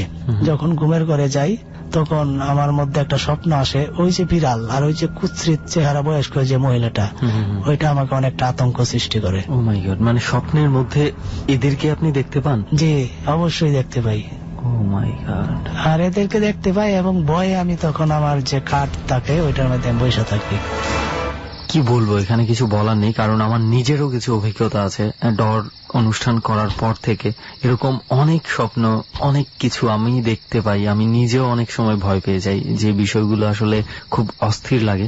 কিন্তু যেহেতু আপনি এই জিনিসটা ডর থেকে যাওয়ার বেশ কিছুদিন পর, একটা ইনসিডেন্টের পরে আপনি দেখা শুরু করেন, আমি জানি না যে কোনো কিছু, এটা কি আপনার মানসিক কোনো ভয় থেকে এটা হচ্ছে কিনা, নাকি কোনো কিছু আসলেই আপনাকে ফলো করছে বা ভয় দেখানোর চেষ্টা করছে? ওইটা আমাকে ভয় দেখাচ্ছে এই জন্যই আমি যতটুকু আমার আব্বার কাছ থেকে, আমি তো আপনাকে পূর্বে বলছিলাম যে আমার আব্বাই কবিরাজি কিছু একটা জানে। তখন আমার আব্বাই বলছে যে এটা এরকম হয়েই থাকে, এটা আস্তে আস্তে কেটে যাবে। তো কেটে কখন যাবে, কারণ আমি ওই ঘুমের ঘরে হঠাৎ করে স্বপ্নে দেখি যে এই ধরনের পরিস্থিতি আমার মধ্যে কাজ করতেছে বা আমি ভয় পাচ্ছি। তো বিল্লাল ভাই, শুনলাম যে আপনি এখনো কিছু কিছু ঘটনার মধ্য দিয়ে যাচ্ছেন, এবং যেটা আপনার বাবা বলেছিল আপনাকে যে কিছু ঘটনা হয়তো সময়ের ব্যবধানে আস্তে আস্তে কেটে যাবে, সেই ভালো সময়টা পর্যন্ত হয়তো আপনাকে অপেক্ষা করতে হবে এবং একটু নিজের সেফটিটা ওইভাবে সাবধান হয়ে চলতে হবে। তো অনেক ধন্যবাদ বিল্লাল ভাই। আর একটা বিষয় হচ্ছে আপনার ওই যে আমার যে চাচা মঞ্জু, ওর নামে ওরকে যে জিনে ধরতো এবং বলতো যে 40 জন এতিম খাওয়ানোর জন্য, আমরা কিন্তু 40 জন এতিম কন্টিনিউ আপনার প্রতি বছর একটা দিনে খাওয়াচ্ছি। যেটা আপনারা এর আগেও আপনি বলেছিলেন যে আপনি ওই বিপদ থেকে দূরে থাকার জন্য আপনারা 40 জন এতিম বাচ্চাকে খাওয়াচ্ছেন। যে এর কিছুদিন আগে, যে রমজানের আগে আমরা খাওয়াইছি। ওকে, তো নিজেরাও অনেকটা আর্থিক অসচ্ছলতার মধ্যে থাকার পরেও এই বিপদ থেকে দূরে থাকার জন্য ওনারা এই কাজটা এখনো করে যাচ্ছে। তো অনেক ধন্যবাদ বিল্লাল ভাই আরো একবার আমাদের এই জার্নিতে এসে আপনার অভিজ্ঞতাগুলো শেয়ার করার জন্য। জি, আপনাকেও ধন্যবাদ। এক এক করে তো সবার গল্পই শোনা হয়ে গেল, শুধু এই আলগির চরের ঘটনাটাই শোনা হয়নি। এবং আলগির চরে যারা এখানে আমরা আছি আমরা বুঝতে পারছি যে আসলে পরিবেশটা কেমন, একটা হন্টেড জায়গায় আমরা বসে আছি।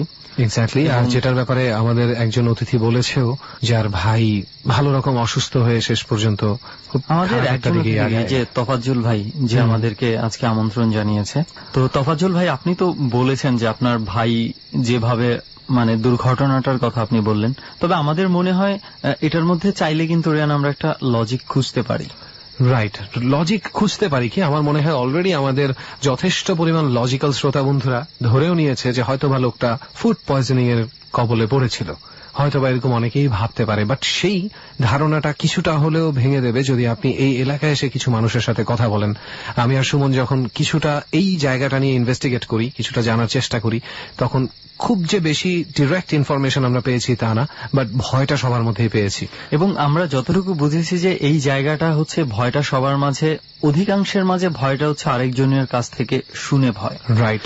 তবে কিছু কিছু ঘটনা আমরা শুনেছি যেগুলো আসলেই কেউ কেউ বলেছে যে এইখানে তারা দেখেছে কিংবা ঘটেছে বলেই তারা বিশ্বাস করে। এক্স্যাক্টলি। আর আমরা সত্যি কথা বলতে মোটামুটি একটা অন্যরকম ইনফরমেশন পেয়েছি একমাত্র এক মহিলার কাছে। মোটামুটি বুড়ি একজন মহিলা, ওনার এজ হবে 51 থেকে 55 এর মধ্যে। তো সেই বুড়ি মহিলা উনি যেই কাজটা করেন, আমরা ঢাকা শহরে যারা থাকি তারা আমরা বলি ছুটা বুয়া, ওই ধরনের কাজ করেন, বিভিন্ন বাসায় যান এবং তার বাসায় আসতে আসতে প্রায় 8টা, 8:30, 9টা বাজে।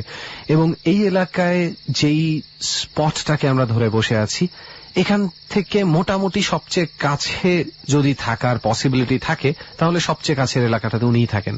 এবং উনি যেই চলাফেরা, শব্দ ইত্যাদি অবজার্ভ করেন রাতে এখানে একা একা থেকে, ওনার আর কেউ নেই, তো ওনার কাছ থেকে আমরা কিছুটা শুনেছি যে অনেক রকম শব্দ, চিৎকার চেঁচামেচির শব্দ, মাঝে মাঝে নাকি অনেক লোক একসাথে জড়ো হয়ে কিছু একটা করছে, এই ধরনের কিছু শব্দ আসে।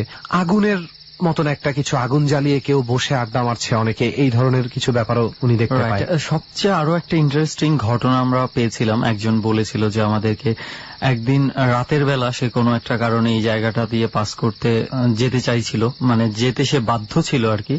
তো দেখা গেছে ওই জ্যোৎস্না রাত ছিল এবং সে যেটা দেখেছে তার ভাষায় সে বর্ণনা করেছে যেটা, যে দূর থেকে সে খেয়াল করেছে যে ওইখানে কিছু বাচ্চা পোলাপান খেলাধুলা করছে, যেটা আদৌ এই প্রেক্ষাপটে এটা কখনো কল্পনা করা সম্ভব না। এখানে আসলে কোনো লজিক নাই যে এখানে বাচ্চাদের আসার কথা। এবং সে সেটা দেখে আর এই রাস্তা দিয়ে আসেনি, সে বরঞ্চ আবার রিটার্ন চলে গেছে, পরের দিন সকালবেলা তার বাসায় পৌঁছেছে। Right. Well, last but not the least, আজকে এই জায়গাটা নিয়ে সবচেয়ে একটা ভীতিকর ঘটনা আমরা জানতে পেরেছি এলাকারই একজন মাঝির কাছ থেকে, যে এই খুব ভালোভাবে পরিচিত তার এলাকাটা, সে এখানে প্রায় নৌকা চালায়। মজার ব্যাপার হচ্ছে কোনো এক রাতে ঠিক এই চরে তার নৌকা আটকে গিয়েছিল এবং গভীর রাত, সে একলা ছিল, সে ছাড়াতেও পারেনি। অনেকক্ষণ চেষ্টা করার পরে যখন সে ছাড়াতে পারেনি, তারপরে সে এক পর্যায়ে ভাবে যে থাক ঘুমিয়ে যাই, সকালে উঠে যখন আলোতে সবকিছু দেখতে পাবো তখন একটা কিছু করা যাবে। মজার ব্যাপার হচ্ছে যখন তার ঘুম ভাঙে তখন সে চরের আশেপাশেও ছিল না, কিন্তু রাতের বেলা তার নৌকা যে চরে আটকেছে এতে তার কোনো সন্দেহ ছিল না, কিন্তু চর থেকে অনেক দূরে ছিল সে। এবং কিসে আটকে ছিল নৌকাটা, কেন আটকে ছিল সে জানতে পারেনি। রাইট। তো যাই হোক, এরকম আরো অনেক অনেক ঘটনা কিছু কিছু আছে। আসলে সবকিছু মিলিয়ে এই জায়গাটা এই এলাকার মানুষের কাছে একটা অন্যরকম হন্টেড প্লেস হয়ে গেছে, যে জায়গাটাকে সবাই ভয়ের চোখেই সমীহ করে। তবে জায়গাটা অনেক সুন্দর। আমরা ম্যাক্সিমাম সময় যে জায়গাগুলোতে গেছি দেখা গেছে প্রত্যেকটা হন্টেড জায়গায় কিন্তু আসলে দেখতে সুন্দর। আমাদের দৃষ্টিভঙ্গিটা হয়তো বারবার ডট টিমের সাথে চলে আসে, বদলে যায়, আমরা একটু ভয়ঙ্কর ভাবে দেখি এবং আমরা তো আসি সবসময় রাতে, এটাও একটা রিজন, গা ছমছমে ভাবে একটা থাকি। তবে আজকের এই এলাকাটার কথা এতটুকুই বলবো যে আসলে ডরে যারা আসে, অতিথি আসে, যারা আমাদের সাথে তাদের ঘটনাগুলো শেয়ার করে, এই ঘটনাগুলো নিয়ে অনেকেরই অনেক কথা থাকে যে হ্যাঁ এই লোকটা বোধহয় বানিয়ে বলছে, হ্যাঁ এই লোকটা বোধহয় কারো কাছ থেকে শুনে বলছে, এই ধরনের কিছু ঘটনা দেখা যায়। তবে মূল ব্যাপারটা হচ্ছে এখানে এসে আমরা যা পেয়েছি তার 50% মনে হয়েছে আমাদের কাছেও যে এই ধরনের হয়তো লোক মুখে শুনে ভয়টা মনে তৈরি হয়েছে, সেখান থেকে ভয় পাওয়া, কিন্তু বাকি 50% এর ব্যাপারে আমাদের যথেষ্ট সন্দেহ রয়েছে এবং সেই সন্দেহটা আছে বলেই কিন্তু আজকে সবাইকে নিয়ে আমরা এখানে এপিসোডটা ধারণ করেছি। তো যাই হোক, বাকি যাদের সন্দেহ আছে, যদি আপনারা চান কখনো সুযোগ হলে আপনারা নিজেরাও এসে কিছু ইনভেস্টিগেট করে যেতে পারেন এবং আমাদেরকে একটু জানাতে পারেন। রাইট। তবে আজকের মতো আমাদের মনে হয় এখানেই ইতি টানা উচিত। রিহান ভাই, আপনাদেরকে ধন্যবাদ, মানে এরকম একটা জায়গায় এসে মানে এতক্ষণ বৈশাখ মানে এই কথাগুলো বলার জন্য এবং আমার কথাগুলো শোনার জন্য। ধন্যবাদ আপনাকে ভাইয়া, এরকম একটা স্পটের খবর আমাদেরকে দেওয়ার জন্য এবং আমাদেরকে এখান পর্যন্ত নিয়ে আসার জন্য। আসলে আমরা এটাই বলি যে ডরের কমিউনিটি ধীরে ধীরে বাড়ছে এবং এটা যত বাড়বে ডর ঠিক তত দূর পর্যন্ত পৌঁছাবে। তোর একটা কথা আমার আজকে খুব ভালো লাগছে, তুই বললি না যে আপনি এখন থেকে ডরের পার্ট। আসলে কিন্তু তাই, ডরের ফ্যামিলিটা যেটা হচ্ছে, যারাই ডরে একবার আসছে তারা কিন্তু আমাদেরই অংশ হয়ে যাচ্ছে। রাইট। এবং তারা আমাদের জন্য খুঁজে বেড়াচ্ছে স্পট, আমাদের জন্য খুঁজে বেড়াচ্ছে। এবং ডরে যারা আছে, সবচেয়ে ইন্টারেস্টিং বিষয় হচ্ছে ডরের প্রত্যেকটা মেম্বার যারা ডরে এসে যায় তারা কিন্তু এরপরে আমাদের সাথে অনেক যোগাযোগ করে, অনেক ধরনের ইনফরমেশন দেয়, অনেক ধরনের তথ্য আদান প্রদান আমাদের সাথে থাকে। সো আশা করি আপনার সাথে থাকবে, যারা এই মুহূর্তে আমাদের সঙ্গে আছেন তাদের সাথে থাকবে, ভবিষ্যতে যারা ডরে যোগ দিবে তাদের সাথে থাকবে। তো আজকের মতো চল ভাগি, তাহলে কি আর করা। ওকে।